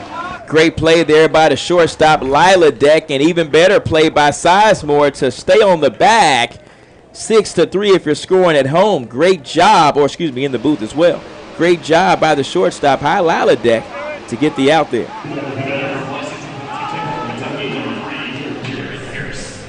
No, you're right. I mean, we've got, and now when it comes to recruiting showcases and combines, a lot of these showcases and combines, Nick, are allowing you to live look in online. Right. You know, so if you're in Atlanta coaching or if you're in South Carolina coaching, you can attend a West Coast combine and showcase virtually, get the metrics, get the results, call some kids, and, you know, try to entice them to or persuade them to come to your school. Obviously, you won't be successful to everyone. You know, you may have to fish a little bit longer or fish a little bit more than other coaches. But, you know, the access, as you just said, is out there for coaches. Pierce up to bat, and he's hit with the first pitch. A 2-out hit by pitch for Jared Pierce. And the first base runner of the inning here for the Thoroughbreds. You know, not every kid wants to go to a big university. Bingo. And it's important to recognize that, and I'm not saying that each one of those type of kids fits a certain profile, but, you know, there's kids that want to go to smaller schools, and sometimes those smaller schools are in the larger cities, and you really have the perfect opportunity to get a kid who might go somewhere else and not be just be a part of a team, Absolutely. but he can go somewhere like Bluefield or Kentucky State, and it's no disrespect to programs when I'm saying this, but you can go there and be a star. and win you a national championship based on your ability to do it at that level. Makes a lot of sense. Here's the pitch by Rooney. And called strike there for the Big Blue starting pitcher. Kelton Saylor, 1 for 3 on the day, grounded out to the second baseman in his last at bat. The conversation in the chat is about nutrition. Talking about the cafeterias and the athletic trainers and the medical experts on staff at campuses. It's required that every school have a nutrition program. Here's the pitch. Stolen base, throw is down on time. Got him! Great job there by the catcher, Mr. Moore, throwing out Jared Pierce. That'll do it here for the Thoroughbreds in their top half. We'll take a break. Thoroughbreds still lead 5-1. You're watching the Tyson Foods Black College World Series on Black College Sports Network. We're all about feeding your family with meat and plant-based protein that's good for the planet, good for you, and just plain good. That's all the protein you need, all on your plate.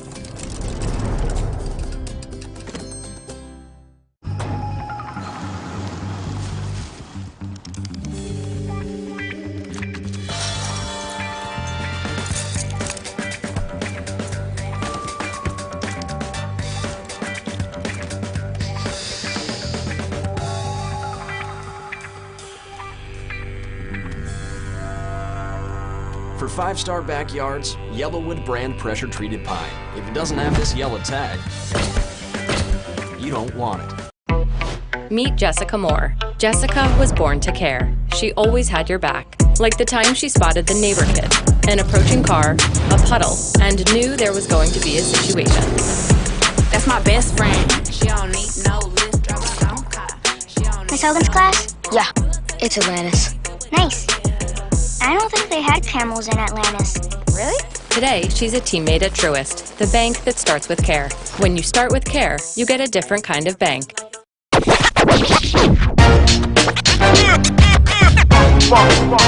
like a loop machine. All around town, people trying to get down.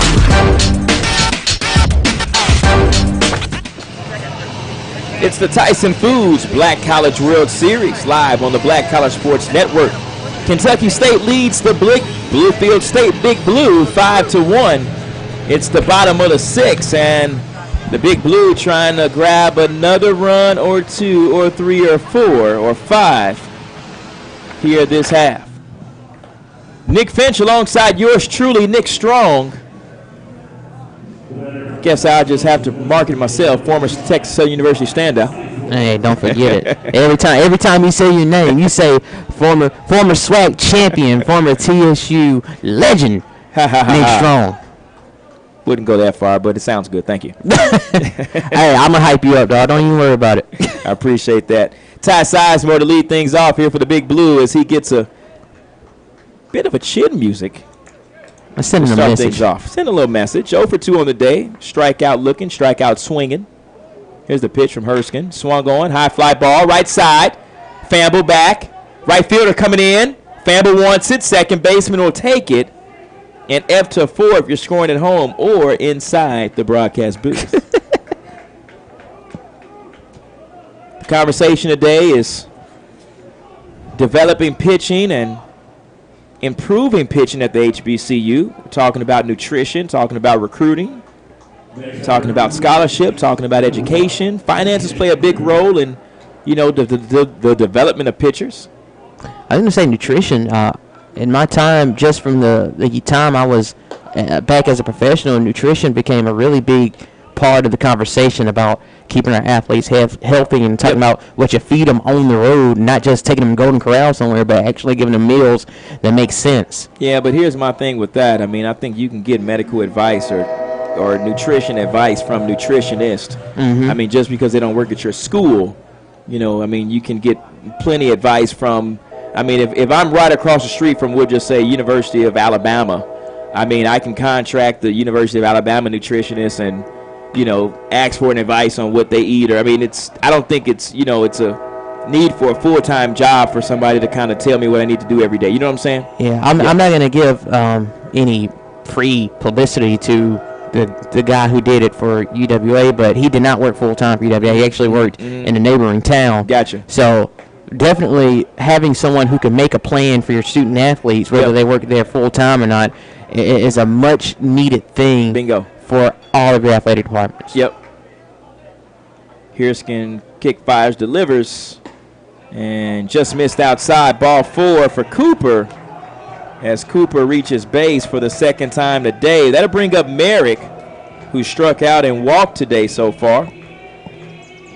Big Blue has something going with Herskin still in the contest, and nobody up in the bullpen for Kentucky State. I think Coach Henry is going to try to ride him out as long as he can.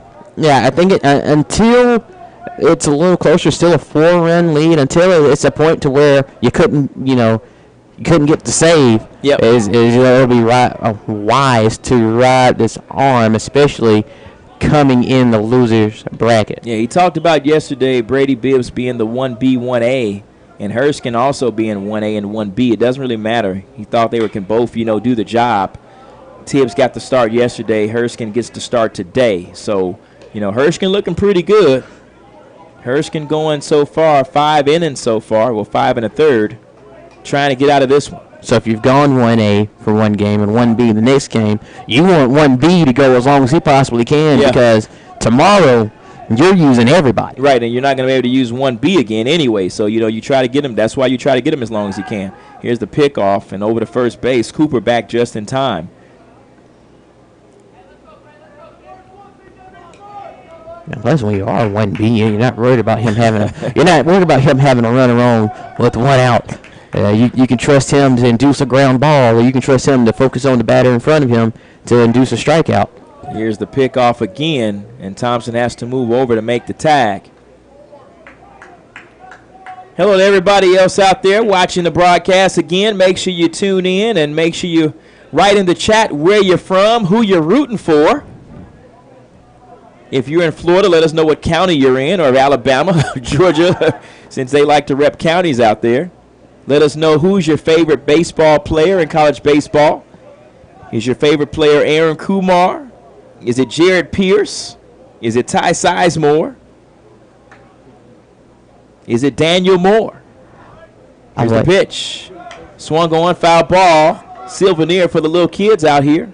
I would like to state for the record that we do not like to rep counties. That's just the best way to identify. Because if I tell you you're from Jackson, Alabama, you're going to be like, where is that? And it's going to be Clark County. Where's Clark County? 60 miles north of Mobile. Yeah, know where Mobile is. Oh, my goodness. Okay, do you get what I'm saying? No, I don't. Oh my goodness. I just don't. I've just never repped my county before. It just you have to do it because you're not going to. You're not. Yeah, you never have to. I'm you're a from the geography city. Major. Yeah. Yeah, it is. Yeah, but I know people from the country that reps their city. If you're from Lufkin, Texas, you rep Lufkin, Texas, not Angelina County.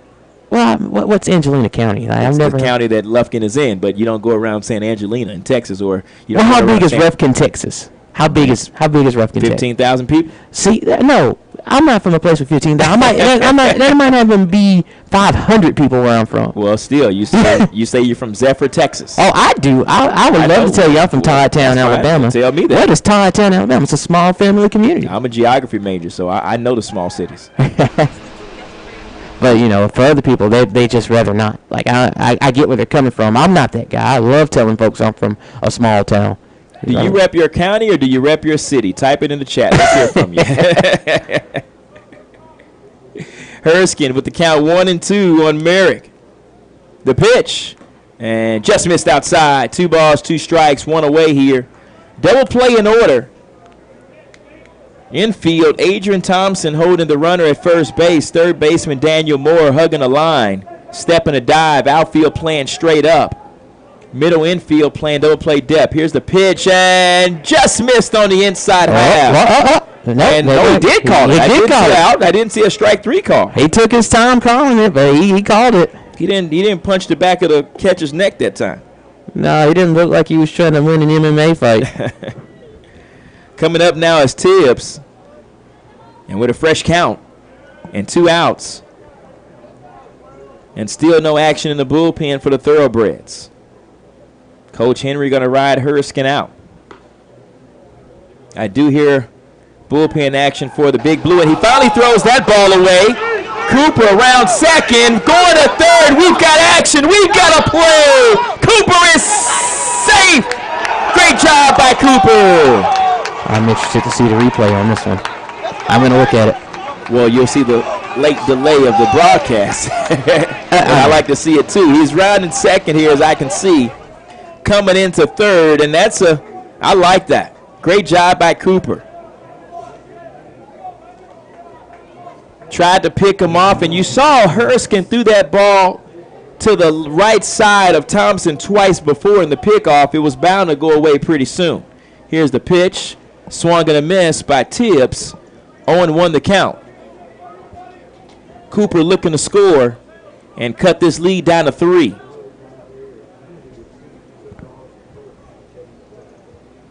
Here's the pitch. And the ball gets away. Cooper's going to score. 5-3. Here come the Big Blue. Excuse me, 5-2. Here come the Big Blue.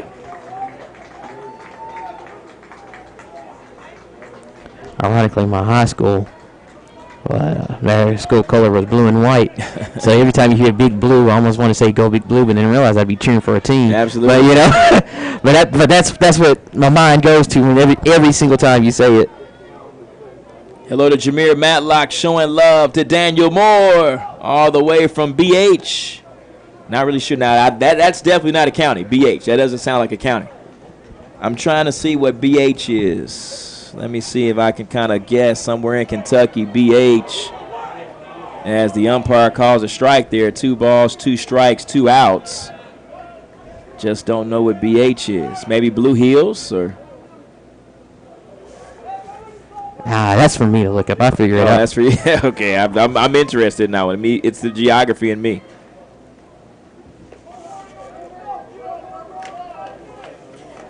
And I don't know.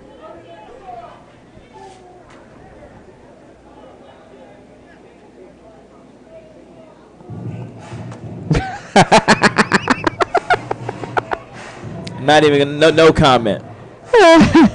No comment there.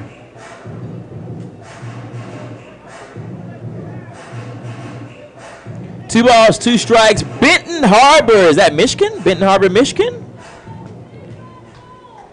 2 balls, 2 strikes, 2 outs here. Herskin trying to down the Big Blue. Here's the pitch. Swung on, strike 3. And the Thoroughbreds get into the dugout on Deshaun Herskin's 6th-inning performance so far. We'll take a break. The Big Blue score cut the deficit to 5-2. We'll be right back, and the next voice you'll hear in the play-by-play seat is my main man, Nick Finch. You're watching the Tyson Foods Black College World Series here on the Black College Sports Network. At Tyson, we know taste is local. Some like their beef pit smoked, their chicken spiced all the way up, or their pork sweet and saucy. Local flavors, global impact. That's what feeding the world is all about. We're opening the door to better financial services, better experiences, better partnerships, better technology, better communities, and a better future.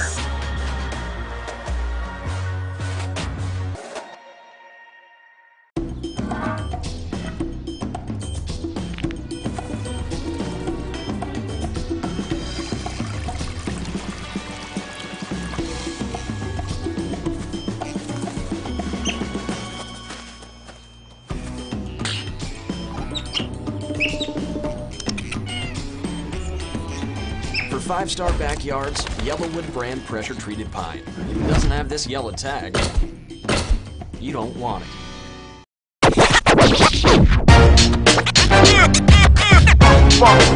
It's like a loop machine. All around town, people trying to get down.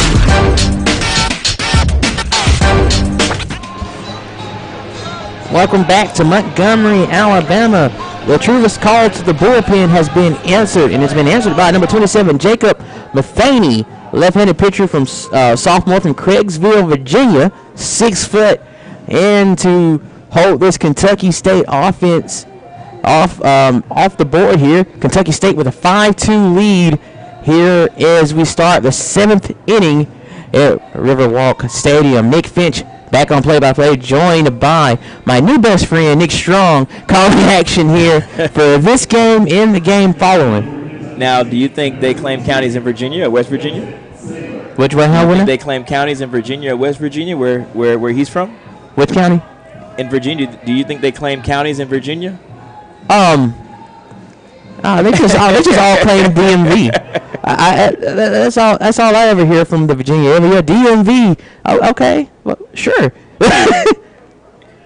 But I'll tell you what. There was like a new rap song where this girl was talking about how everything is not Atlanta. Like, I don't know if you've ever heard it. You know what I'm talking about. But that's kind of the situation for people who live in the big cities. They're like, yeah, I'm from Birmingham. Where are you from? Tarrant. That's not Birmingham. So there's a girl in Houston that did the same thing. Yeah. I think that was the first song I heard. The Houston. The Houston one was first, and then she came with the Atlanta one. So I'm a little cultured to know what you're talking about. 0-1 count here for Sizemore. So it's Sizemore, Cooper, and Merrick all guaranteed here. Sorry, Saylor, Higgs, and Chambers all due up here. I don't know why I was looking at this thing. I knew it was I think this is the first time Saylor has had to turn around. He's a switch hitter, and he's hitting from his right side. So let's see what Saylor looks like on his right side. He's 1 for 3 on the day. I dared to use my eyes to look at the stats. I have to trust my sheet here.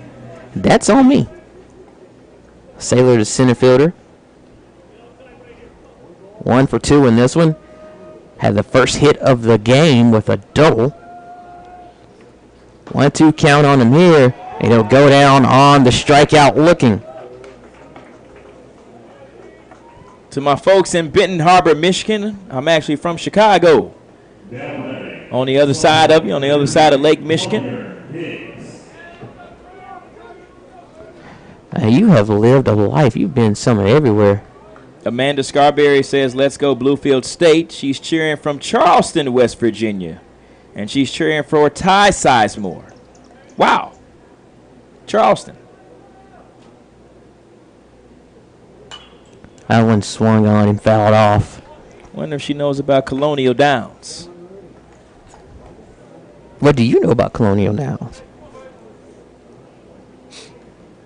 Nothing much. We're just You're just making conversation. Yeah, just making conversation. I thought you were calling me out. You were like, what do you know about Colonial Downs? I was going to say absolutely nothing about Colonial Downs. That's what I know. 0-1 count here for Higgs, left fielder. Watches one come in for a strike. Quickly behind 0-2 here.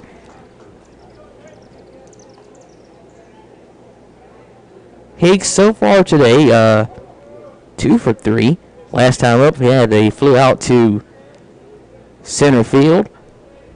Looking to get on base here. Help Kentucky State preserve the lead. Line out here. Pitch on the way. That's way outside for a ball. It was counting 1 and 2. So you were talking about how when you have the waist pitch that you want it to be nowhere near close. So why do you see the waist pitch? It's just a way to kind of, throw the batter's timing off. It's a way for him to see a different look. Baseball is about angles. Baseball is about timing.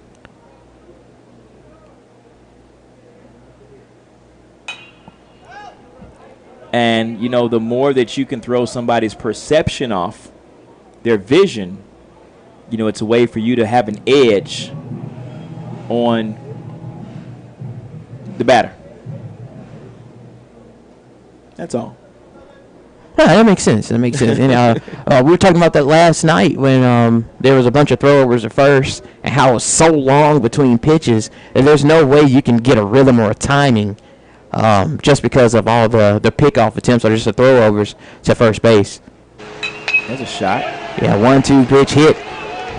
Couple of hops in the right center is going to go for 2. Will it go for 3? Is going to Could have. Whoa, no. I was going to say could have gone for 3, but that was a strong arm out there in center field. That would have been an interesting play at third, but it will stand as a double for Collier Higgs. I'm okay with him going for 2 in that situation. You know, he went with the safe bet. We would have liked for him to end up on 3, but, you know, I think with Antonio Chambers coming up, who has a home run and a single already, you got a good chance to have an RBI right here.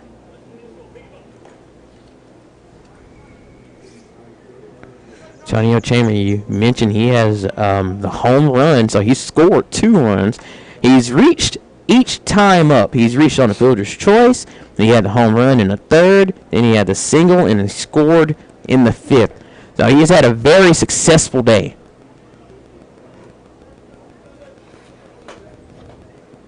What is baseball like in West Virginia?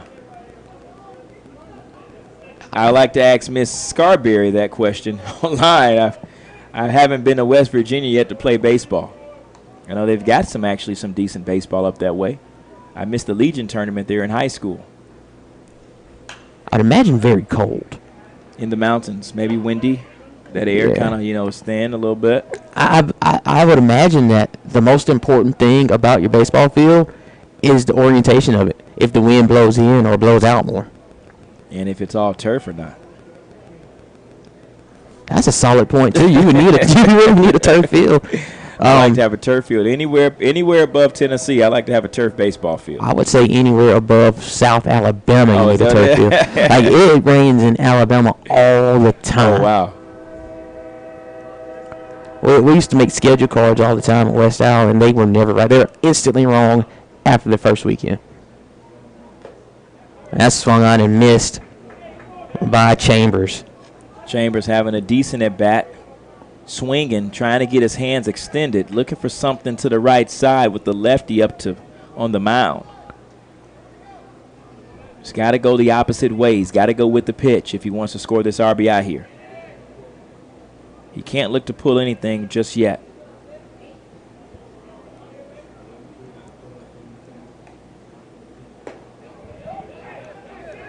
And that was a ball. A setup pitch, as Jeremiah Clark has corrected us. He says he does not like to use the word waste. He prefers setup. It's hard enough to throw strikes. You can't waste the pitch. You have to set up your next pitch. Which makes sense. It's colloquially called a waste, but, in the grand scheme of things, it is a setup pitch. I mean, it's exactly what it is. Correct. You're luring them in.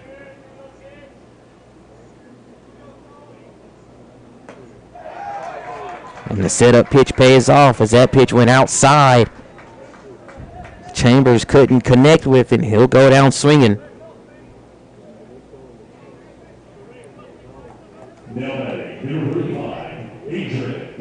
So we're not going with the word waste anymore. We're going with setup. I like that. It makes sense. I mean, we're going with setup. It's the same concept. It's. I gotta get this guy's YouTube tutorial page, man. I know he's got some good stuff on there, Mr. Clark. I gotta check you out, man. Oh boy. This one hit hard and high, but not deep enough. As little is there to record the out. It will be an F8 for Thompson, and we'll head to the bottom of the 7th. 5-2 lead for KSU. You're watching the Black College World Series on the Black College Sports Network.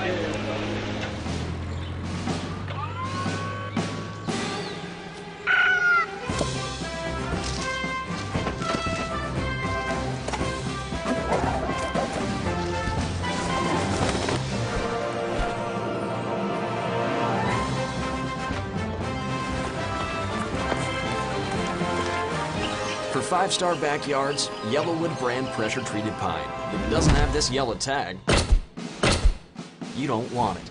This is Ryan Fulford. AD Drew and I are co-hosts of the BCSN Sports Wrap. We talk about all things related to HBCU athletics. From the games, teams, coaches, and fan interest stories, we cover it all. You can find our shows on Facebook at BCSN Sports Wrap, YouTube at MyJBN Online, and everywhere you listen to podcasts like Anchor, Spotify, Google, and Apple Podcasts. You can also find the show on the Jericho Broadcast Network's app.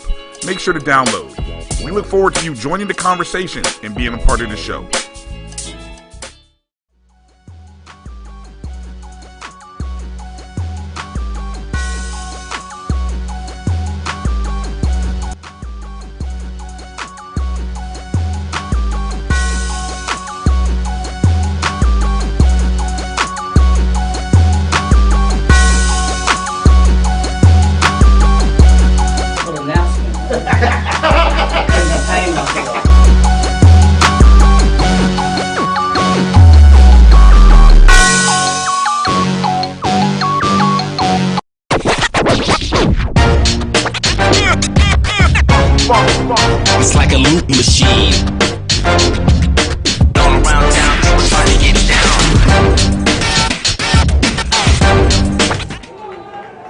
Back to it here in the 7th inning. And the first batter, Moore, was hit by a pitch, and he's already standing on first base. So Moore hit by a pitch. Back to it here in Montgomery, Alabama. Nick Finch and Nick Strong calling your action.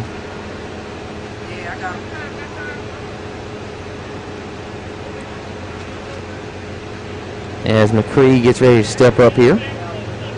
So tough way, yeah. If you see right now, coach is calling a timeout here. You know, he wants to talk with his batter, so he's going to be charged a timeout. An offensive conference is what it's called. But usually and oftentimes, the head coach coaches third base.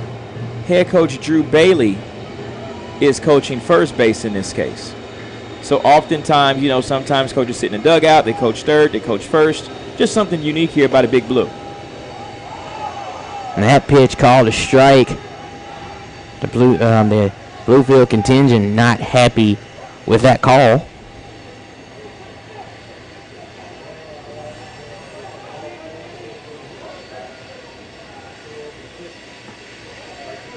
That one's thrown in for a strike as well.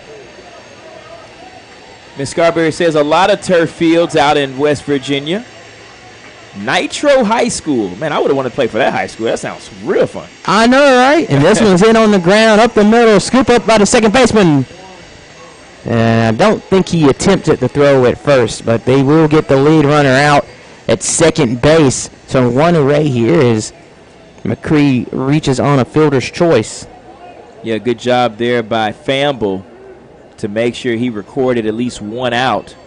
And even the shortstop, Aaron Kumar, really excited that he didn't make a throw over to first base on that one. So Varela Payne steps up. And no need to be greedy here. As we'll get back to the top of the lineup, Varela Payne, who didn't start the day in center field, but he is there now. He's been there since the third inning, and he's aboard. He's up to bat here. 0-1 count against him. Had a single last time up. Hits one to short. He might beat this one out too, and he will.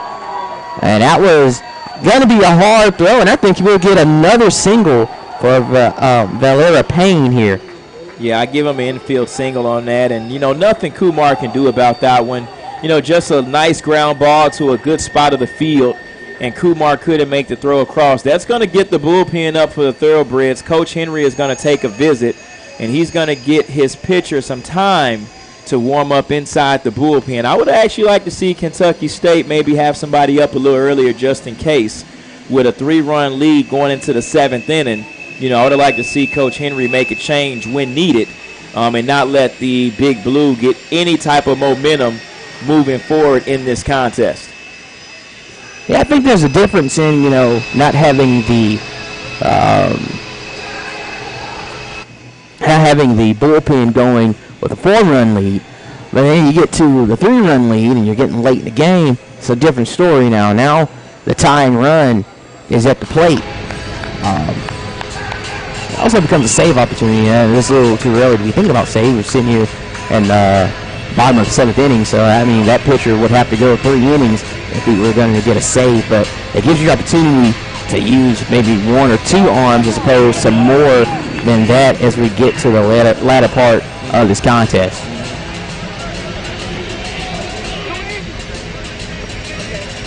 Lidelac. Garrett Lidelac, number 22, up to bat here. See, I wrote a little note right here to make sure we said it right this time. Bingo. Lidelac up in a great RBI opportunity for him. And just missed on the outside. Wow, the umpire wasn't the same umpire he's been all day of that one with the Kentucky State. He's been kind of generous to this guy Harriskin all day. Yes, zone shrunk on him there when he needed the classic one. And this is swung on, hit in the air. Second baseman retreats into the outfield. He'll make the play in right for out number 2. Great job there by Deshaun Erskine just to try to get at least one more. He's trying to work through a complete game himself. I'm sure Coach Henry would like to save as much bullpen as he can, but Erskine has shades of throwing complete games, this season. Take a look at his stats. It's nothing new to him. He likes to go deep into ball games. And you got to wonder there if, you've had a situation where Erskine's done a lot of work, and, you just had a close one called for a ball, maybe take another one there, as that one was called for a strike. Yep. Work the count and make Erskine throw another pitch. The more pitches Erskine throws right now, the more chance of error that he has to maybe leave the ball up or, leave the ball in and away. Or he's not necessarily getting tired. He's just got to make sure his accuracy and his movement on his fastball or his movement on his pitches is still there. Cole Cody up, grounded out to short last time up here.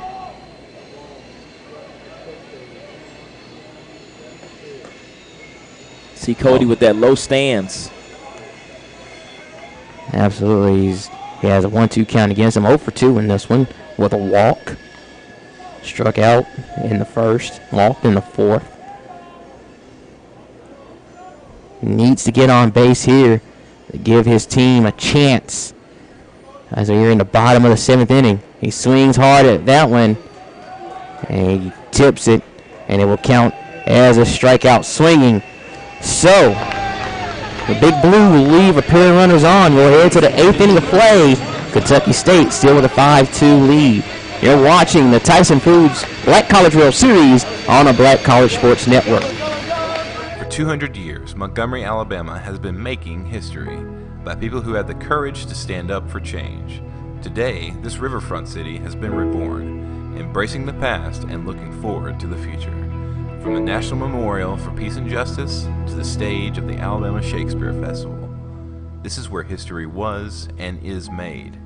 We are proud to call Montgomery home, and together, we can be the change. Mobile banking from Truist actually works for you.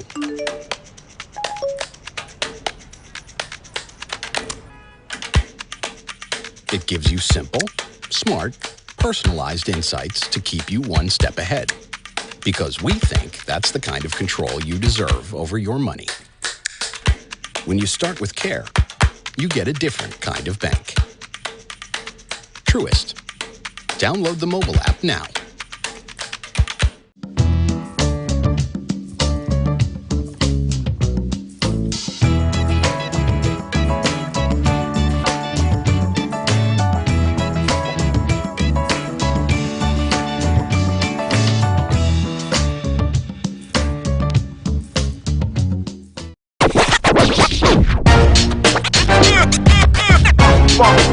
It's like a loop machine. All around town, everybody get down.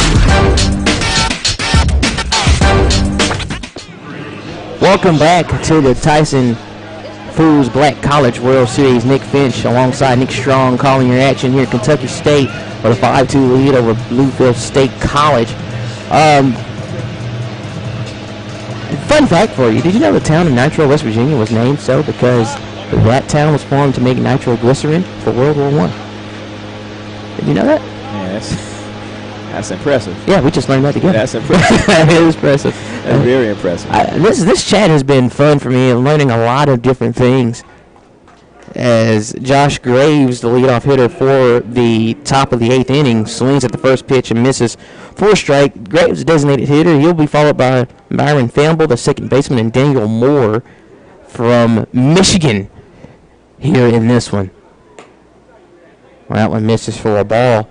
Another comment I saw that I think is worth the pitch, and I'm learning a lot here. Jeremiah Clark talking about a lot of so-called waste pitches are so far out of the strike zone and doesn't set up pitches. Yeah, sorry. Well, no, he's calling the waste pitches gotcha. here because when they're so far out the zone where you don't get intel, it is a waste. Gotcha. Okay, So- gotcha. Gotcha. I see what you're saying. That makes sense. That makes a lot of sense. That one fouled off. Those count to 1 and 2. You kind of want to see what the batter would bite on, or what he's not going to bite on or whatever. I get that. Yeah, I mean, if he's way out the zone, he's definitely not going to bite on it. Yeah, exactly. There's just nothing to bite at if it's in the other batter's box. That makes a ton of sense. 1 ball, 2 strikes here. What? Oh, it's baseball, man. It makes perfect sense. This is one of my favorite things. I probably learned more baseball just in this one weekend and then my entire time being an SID. Just getting to work with a coach more closely, learning different strategies, and that's something honestly I appreciate and is value, and I think we're all learning as we watch these broadcasts. I'm proud of you, man. Thank you. I'm definitely proud of you. 2 balls, 2 strikes for Graves. Leadoff hitter of the inning. See the Russ Bearcats there in the background. They'll have the next game versus Talladega. That one misses inside, makes it a ball 3. So 3-2 now. Jacob Matheny came in a relief effort, left-hander. See Michael Coker there in the shot.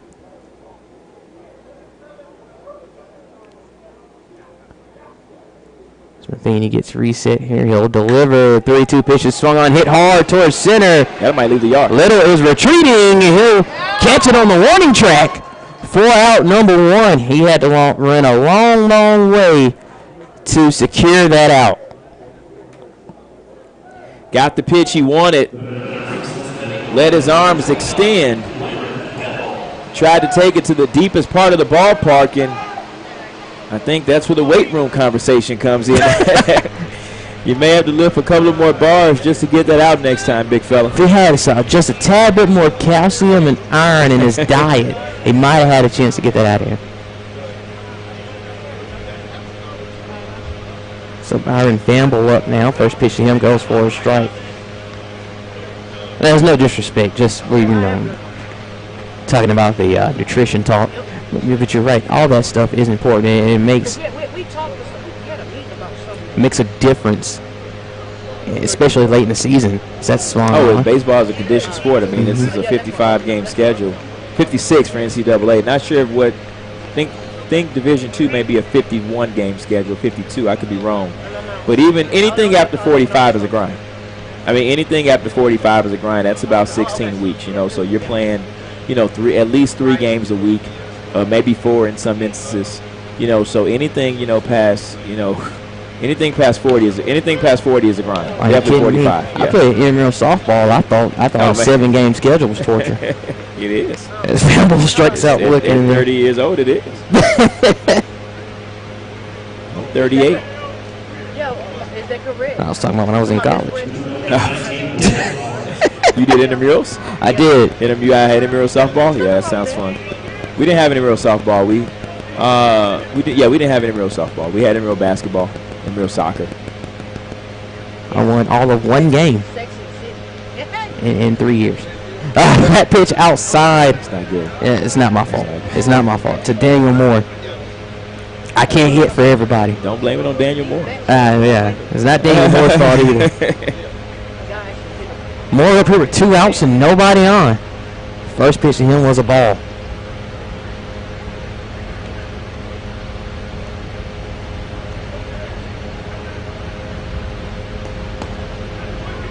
This is strike zone there. Does Matheny for ball 2. I think Daniel Moore got a home run already, didn't he? Did he hit one yesterday? Or was that Chambers? Or was that Daniel Moore that hit one yesterday? I think it was Daniel Moore that hit the home run yesterday. He hit the train yesterday. No, he didn't hit the train, but he hit the track. It would have hit a train. It would have hit a train. Yeah.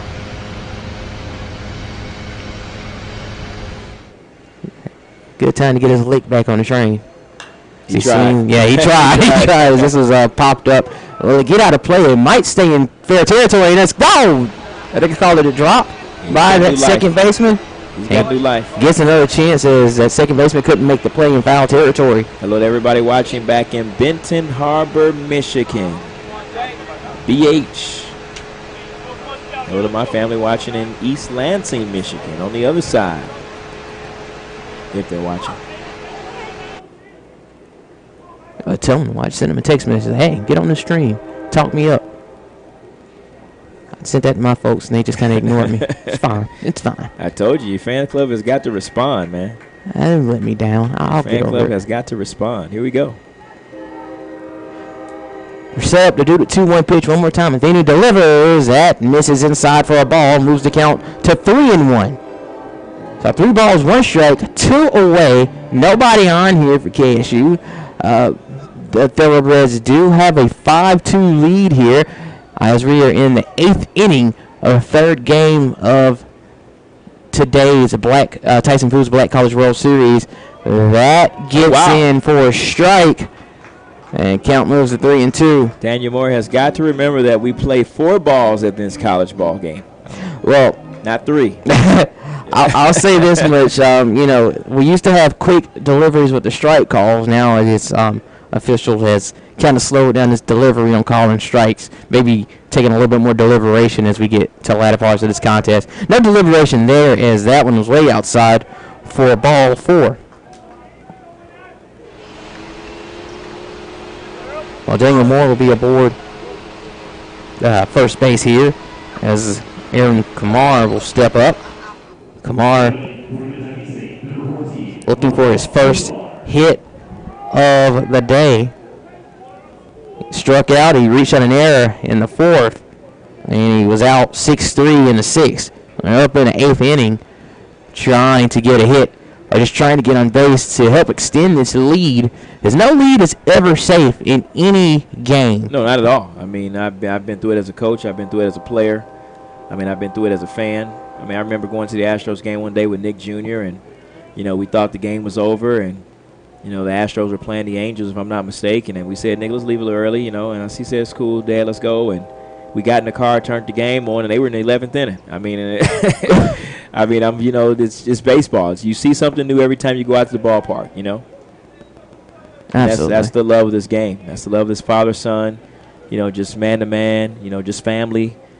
So you talked about it earlier. You talked about it earlier as a family. People out here more family-oriented, more music, things of that nature, culture. It's definitely a family game, especially in the HBCU community. And I would say one thing that helps the game of baseball is knowing it. I think knowing different situations as this one was fouled off, moves the count to 1-1, and knowing why decisions are made instead of why isn't somebody just swinging for the fence or trying to hit a home run every single time. Bingo. Knowing the little things that go into the game makes it way more interesting than just looking at it from that surface level. Mm-hmm.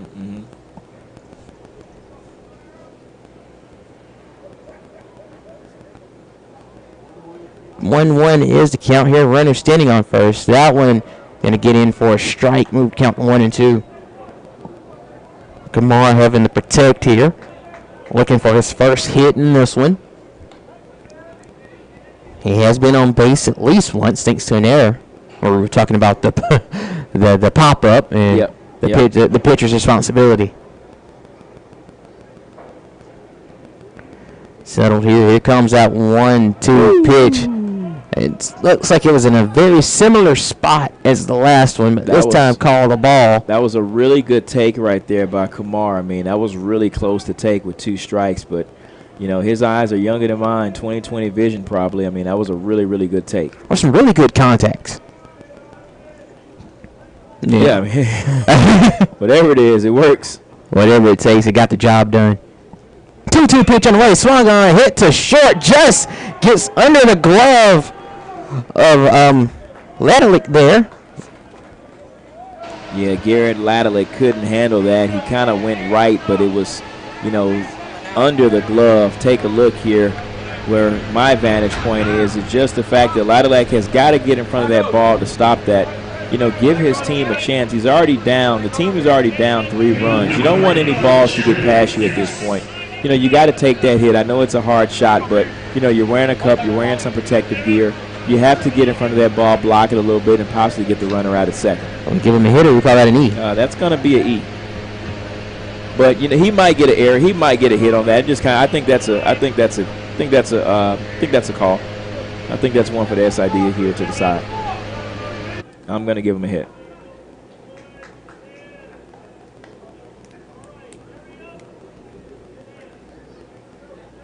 Because, again, he did have to move for it. Like I said, he had to move to the right for that. And no excuses. There's no excuses on that one.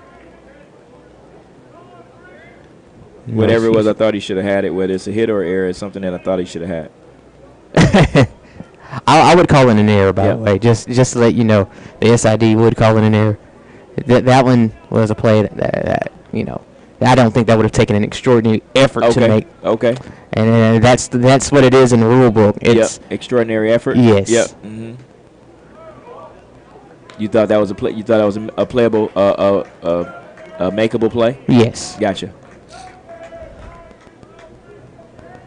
One ball, one strike. That's the count here on this batter. So we're at the top of the order again. Jared Pierce at the plate. That's what's in the NCAA rule book. Maybe it might be a little different in NAIA. No, it's we use NAIA teams use the NCAA rule book. You know, for most things, there are some things that NAIA does switch. And I'll even give you another thing. You talked about the umpires making strike calls, talking about, the post that Mr. Clark just posted in the chat.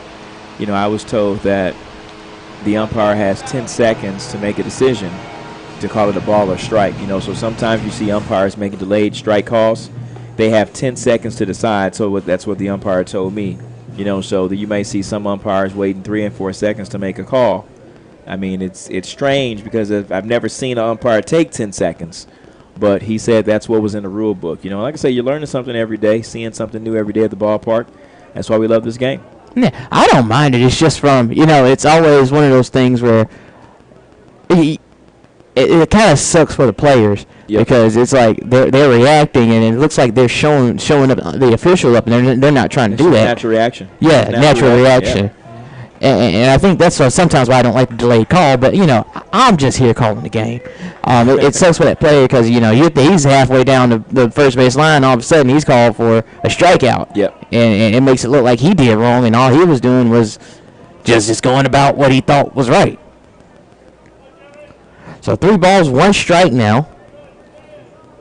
Just to be clear, this is not a complaint, just an observation. And that one misses for a ball. Jared Pierce draws a walk. 2-out walk. Moves the runner over.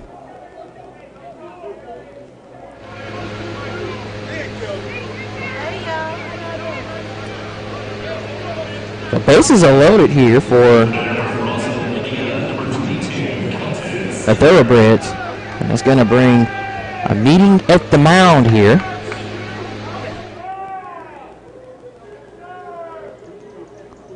As we'll have, it looks like the Truist call to the bullpen, and we'll take a break. And when we come back, we will tell you who answered that call. You're watching the Tyson Foods Black College World Series on the Black College Sports Network. All about feeding your family with meat and plant-based protein that's good for the planet, good for you, and just plain good. That's all the protein you need, all on your plate.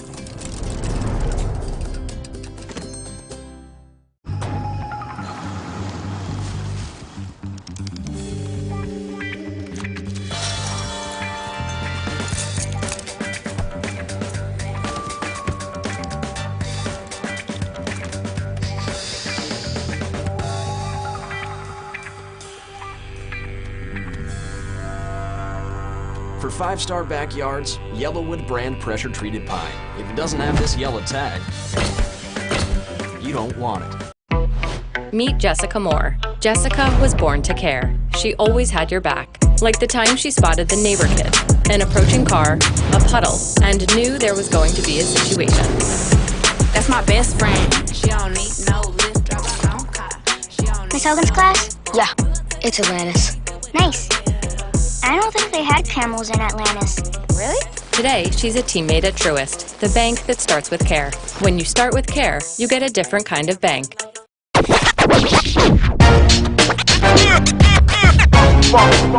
like a loop machine. All around town, people trying to get down. Welcome back to Riverview Stadium. The Truist call to the bullpen has been answered, and it is number 15, Zach Powell, coming in to pitch here for Bluefield State. Powell, a 5'10", right-handed pitcher, sophomore from Princeton, West Virginia, working to hold Kentucky State at bay here right now. It's 2 outs, runners everywhere for the Thoroughbreds. How far is Nitro from Princeton? It's a trivia question for you out there. Powell, 5.74 ERAs, 5-1 is 13 appearances. He's pitched 26 in the third innings, giving up. He struck out 12 batters, surrendered 21 walks so far this season. Bringing in a righty will turn Kelton Saylor around, and he's better from his left than he is his right. He struck out and is only at bat from his right-hand side. Kelton Saylor has the chance to break it open right here. Third baseman is going to play even with the bag. First baseman is going to play back along the second baseman pull side. And I was going to ask, with a new pitcher, do you swing at the first pitch? Yep, I'm taking. When I see what I get, bases are loaded. I got a chance to score 2 runs here. No need to wait. We're already up 5-2. We open it up as far as we can. But I like to see that third baseman move back. I think he's in a little too close. He has the chance to make a play at third base. He doesn't have to come home with it. And Saylor is swinging a little late anyway. Well, Saylor behind 0-2 here, unable to catch up so far to what Powell's throwing here for Bluefield. 0-2 is the count, as we mentioned here. Bases are loaded. A big-time opportunity for KSU to put a great amount of distance between themselves and BSC. That misses wide for a ball. Now, was that a setup pitch, or was that when you wasted with how far wide it was? I think he actually tried to go for the strikeout right there on the outside corner. I don't think you want to waste two. I don't think you want to set up too many pitches if you're a bullpen guy. But sometimes you can. It just kind of depends. You never kind of know. I mean, you're not always trying to throw balls at the same time. But they do happen. Here comes the 1-2 pitch. That one was high. Good job by Moore to keep that one in front of him, as he was set up outside, and that one went kind of high. He had to get up on his tiptoes and make sure he kept that in front of him. That count moves to 2-2. It's not a ton of pressure on Saylor in this at bat, but every run matters, especially in an elimination contest. As that one misses wide and gives us a full count here, 3-2. Runners will be taken off right here, Nick. So we'll see the third base runner, the second base runner, the first base runner get an extra jump right here. So a hit is going to automatically score 2. We'll see if a hit can actually score 3. Defense has got to remember 1 base right now is the key, and that's making the play on the infield to first base. Foul gets hit here to deliver the 3-2 pitch on the way. It's swung on and fouled off, and all that pressure, all that intensity, we get to do it all again. Nitro, West Virginia, is about 2 hours away from Bluefield, so about 1:45 to Princeton, just so we know. Thank you, Ms. Scarberry. That was a question that we asked earlier. Nitro is about the distance between my hometown and where I currently live. Okay, all right. And no, I didn't know he had 10 seconds either, Jeremiah. It didn't make sense to me either. That seems like that's a really long time. If that is a rule, it needs to be shortened to 5. And that's a swing and a miss there for Saylor. So Saylor will leave the bases loaded. We'll head to the bottom of the 8th inning. Bluefield still with a little bit of life left. We'll see if we can get it done. You're watching the Tyson Foods Black College World Series on the Black College Sports Network. At Tyson, we know taste is local. Some like their beef pit smoked, their chicken spiced all the way up, or their pork sweet and saucy. Local flavors, global impact. That's what feeding the world is all about. We're opening the door to better financial services, better experiences, better partnerships, better technology, better communities, and a better future.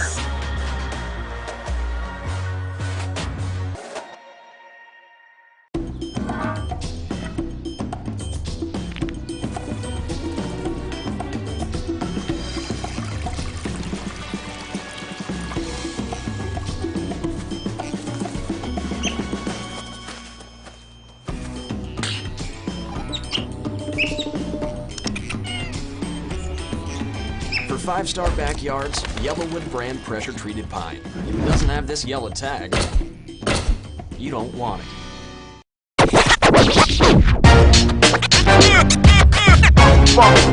It's like a loop machine. All around town, people trying to get down.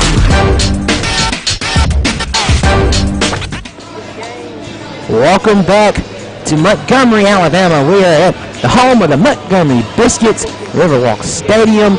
Nicholas Finch, Nick Strong with you. We are calling your action here in this contest between Kentucky State, Bluefield State.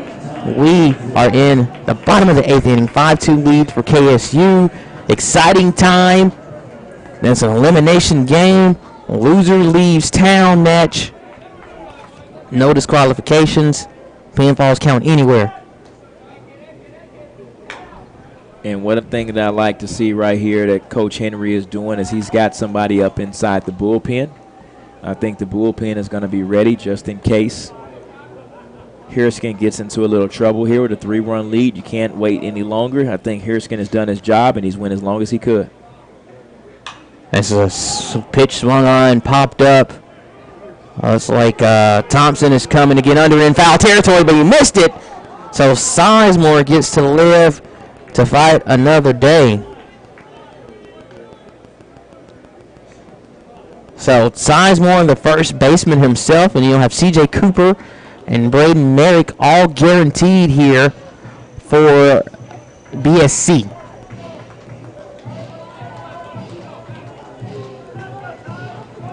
Sizemore looking for his first hit in this one, 0 for 3 so far. Last time up, he flew out. Yeah, she hit one in the right field, but flew out to the second baseman. As he watches a strike call, not happy about that one, and he'll walk away. He had something to say, get off his chest. He goes down looking well, for a strikeout. Sometimes you got to protect the plate. You know, you can't just expect the umpire to make a call on you all the time. You have to swing the bat. You know, that pitch right there, what I like to call is the pitch that, that's the pitch that the hitters miss.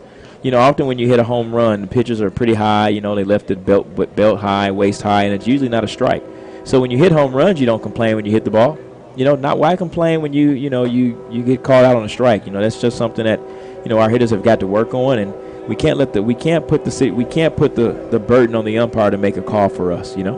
C.J. Cooper up, yeah, absolutely agree. C.J. Cooper up, a right fielder swings at a pitch here after receiving the first pitch for a ball. This one's going to get out of play.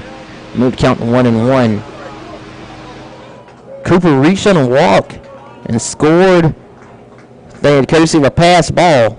He was walked, and then he advanced on an error. Then he advanced a third on an error, and got all the way to scoring situation and scored on pass ball.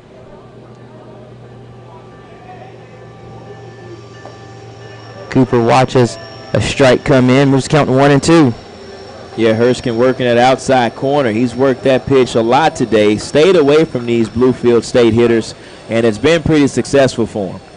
Matter of fact, if I'm reading my scorecard correctly, he was the last runner to score for Bluefield.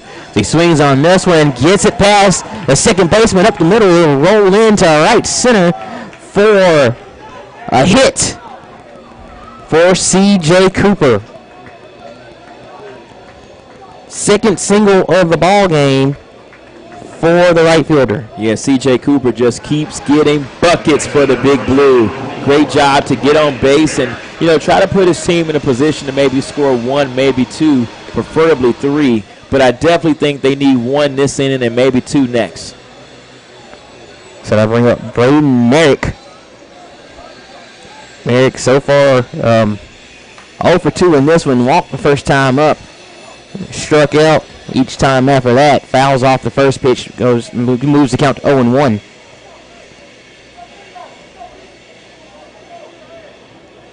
Bluefield with 5 outs remaining in an attempt to make the comeback here. Down 5-2 with 1 out here in the bottom of the 8th. Swung on this one. Looks like it's going to be in trouble. It is going to drop in front of the right fielder. He'll try to get the runner over at second. Throw not in time. Shortstop couldn't bring it in time. So that'll be a bloop single to right field.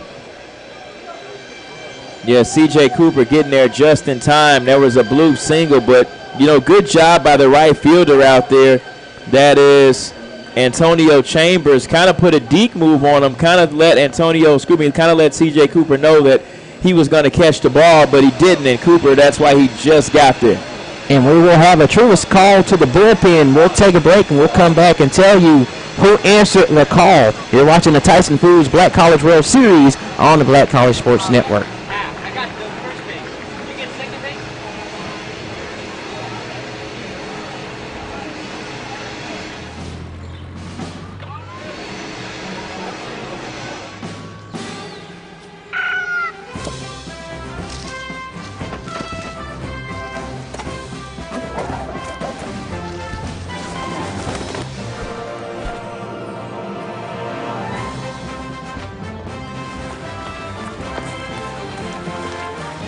For 5-star backyards, Yellowwood brand pressure-treated pine. If it doesn't have this yellow tag, you don't want it.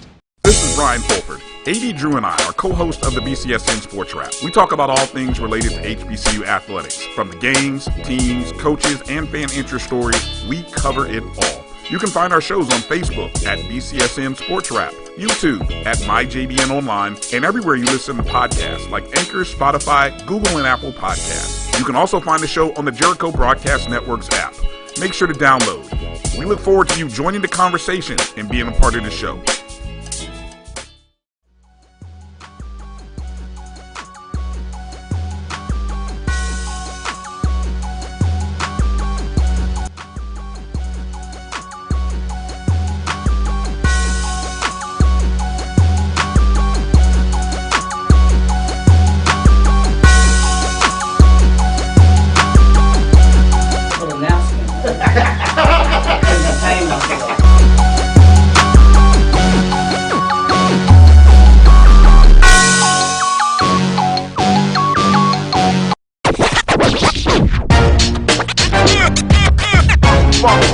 It's like a loop machine.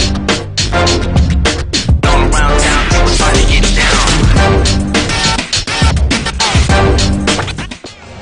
Michael Pedraza answers the truest call to the bullpen here for Kentucky State.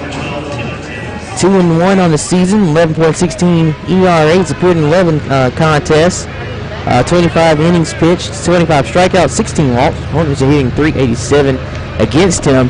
He just needs to get a few outs here to try to preserve a 3-run lead. KSU is up 5-2, but there are 2 runners on here for the Big Blue as Taylor Tibbs. There are 2 runners on for Big Blue as Tibbs watches the first pitch to him go wide, and all the runners will advance on the wild pitch. Yeah, that's tough. You come in out the bullpen and you can't even get it into the vicinity of the strike zone. And you throw the ball away, a wild pitch on your first pitch. It's not the best effort you can put. Kentucky State looking like they're wanting to play in. Middle is going to play halfway. Corners are going to play in right here. I'm not sure if that's what you want to do. You're up 3. This 1 run is not going to hurt you. He's going to score anyway. As the defense gets reset here, Pedraza looks toward the plate. First pitch. I'm going to say second pitch of this at-bat. Misses for a ball. Moves the count to 2-0.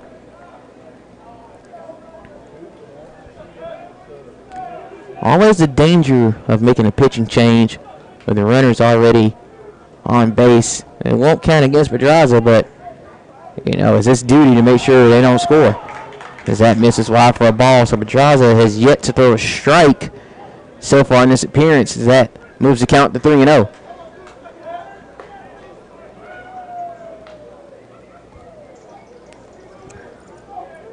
Three balls and no strikes. Let's see if he can bounce back. All the way back from 3-0. Cooper standing on third. Merrick on second. And that'll be ball 4. Not going to work. As the bases have been loaded. As Tibbs draws the walk. Again, infield wants to play in right here.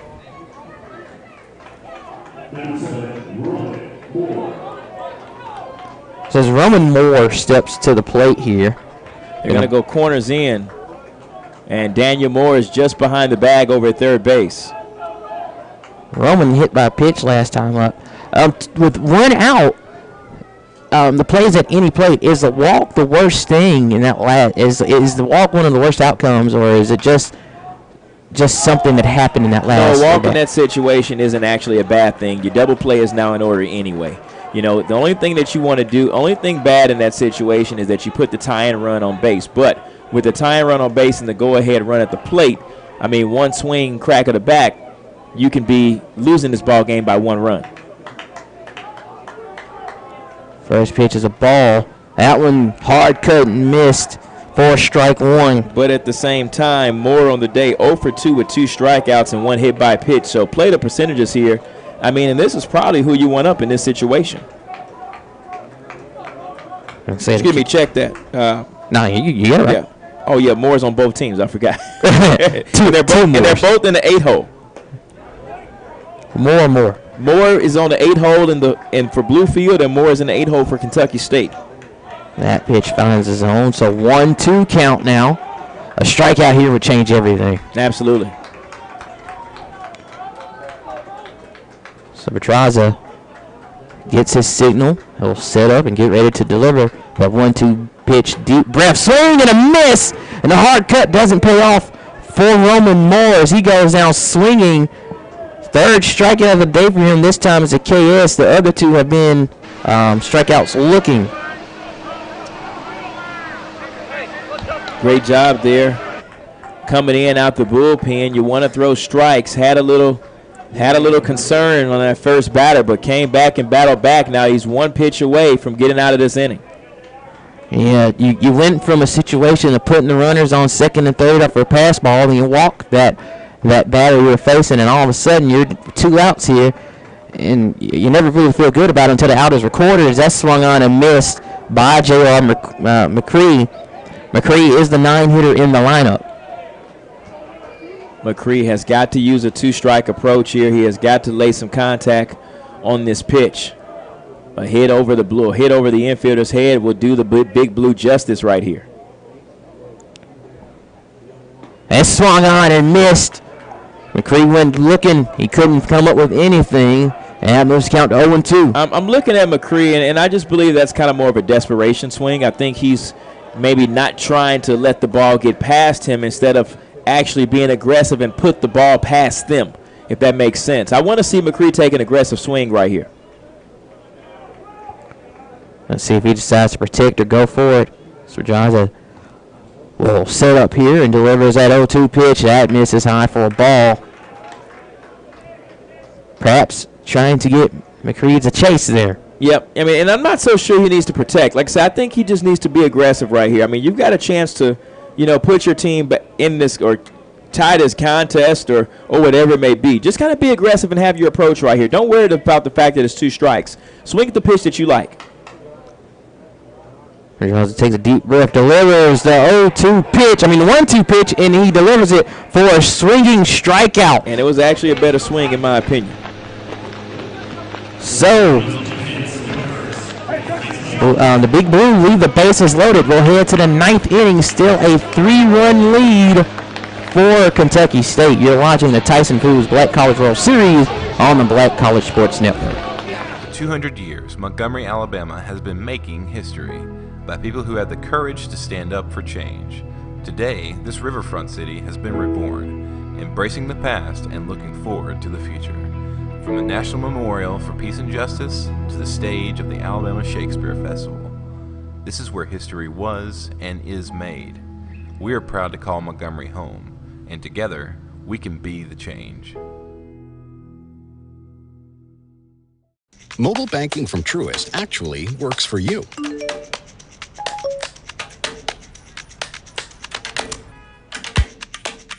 It gives you simple, smart, personalized insights to keep you one step ahead. Because we think that's the kind of control you deserve over your money. When you start with care, you get a different kind of bank. truest. Download the mobile app now.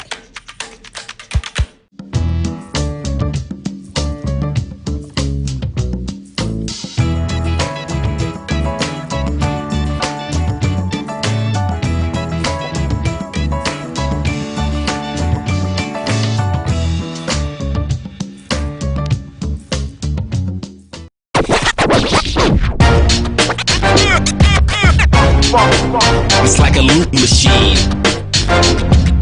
All around town, people trying to get down.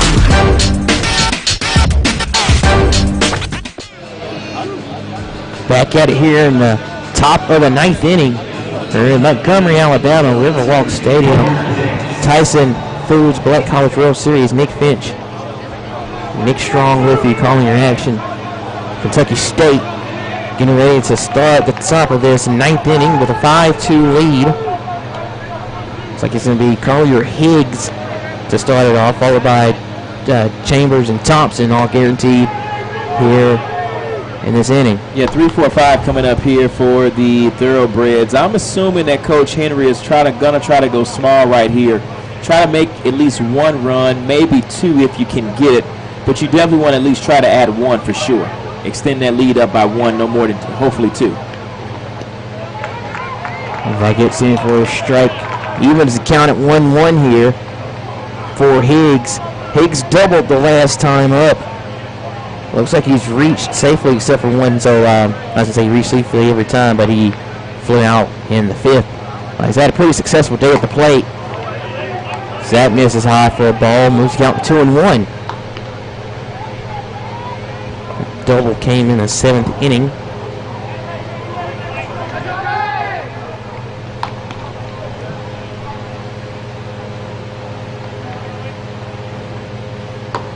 That one misses wide for a ball. Makes it now 3-1. 3 balls, 1 strike. Yeah, leadoff base runner would do the Kentucky State Thoroughbreds justice here. You always want to apply as much pressure as you possibly can. Absolutely. 3-1 pitch on the way. That misses for ball 4.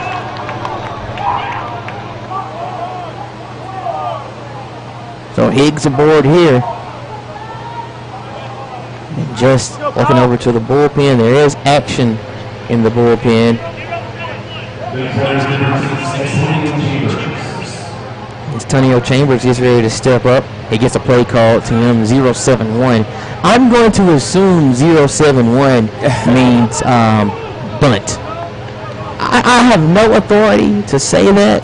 It just feels like bunt. It may be a hit and run. It's not. Take.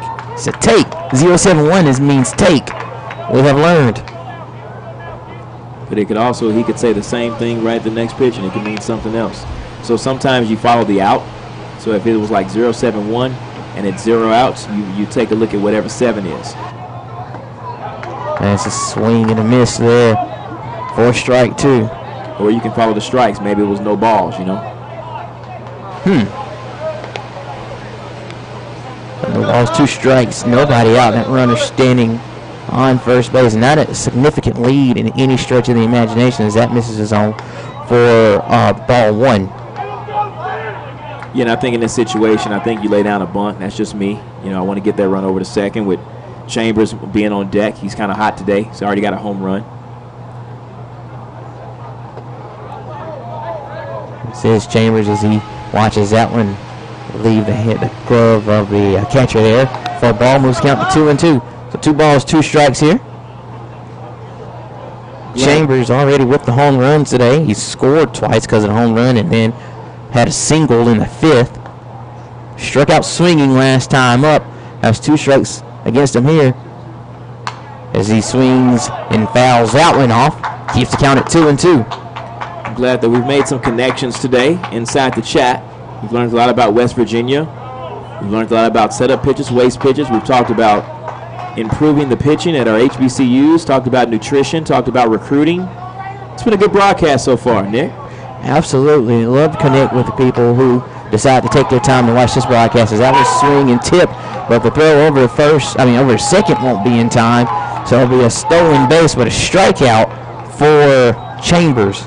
And you did get Higgs to second base, which works out for which works out for Thompson right here.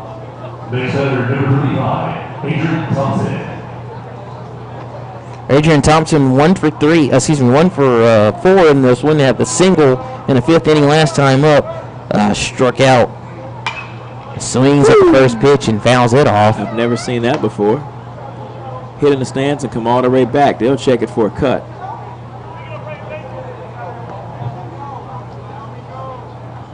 They're going to make somebody in the dugout check it for a cut.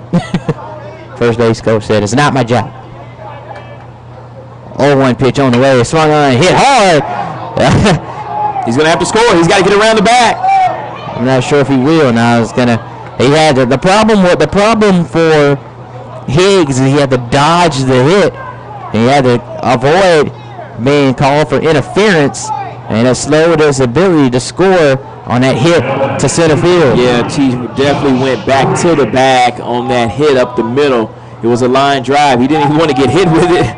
I mean, that was pretty bad. Here it is right here as I can see it. And oh my goodness, man. Wasn't a good deal.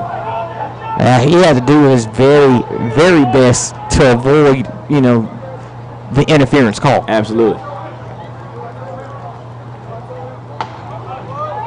That brings up Josh Graves, designated hitter, who watches the first pitch come in for a strike. Graves also 1 for 4 in this one. Flew out last time. His lone hit came in the 5th. A hit here would add an insurance run for his team as he watches that one come too far inside for a ball. Evens the count at 1-1. A ball, a strike here. The Wild Ones. 1 ball, 1 strike, 1 out. Runners on the corners here for the Thoroughbreds. And that misses inside as well. Moves the count to 2-1. We are in the top of the 9th inning. 10 hits so far on the day for KSU. 8 hits for Bluefield State. 5 runs come in for KSU. 2 for the Big Blue. 2-2 count after that pitch was called a ball. See what Graves can do here. Pitch on the way. And he thought he was walking back to the dugout. Yeah, I thought I heard him say strike myself. He started walking back toward the dugout. So 3-2 now. Graves thought he was gone, so I wonder what that does for the psyche of watching this next pitch come in. And I imagine he'll be swinging because he didn't want to go down looking. And he did go down looking. He keeps the bat on his shoulders, and we'll watch strike 3 come in. Sometimes the umpires make makeup calls. I think the batter gave him a makeup call right there. I mean, it was a chance to ring him up twice. But, he's got to do a better job of swinging at that pitch. I think that was just right in your wheelhouse to kind of do something there. 2 down here. That'll bring up Byron Thamble.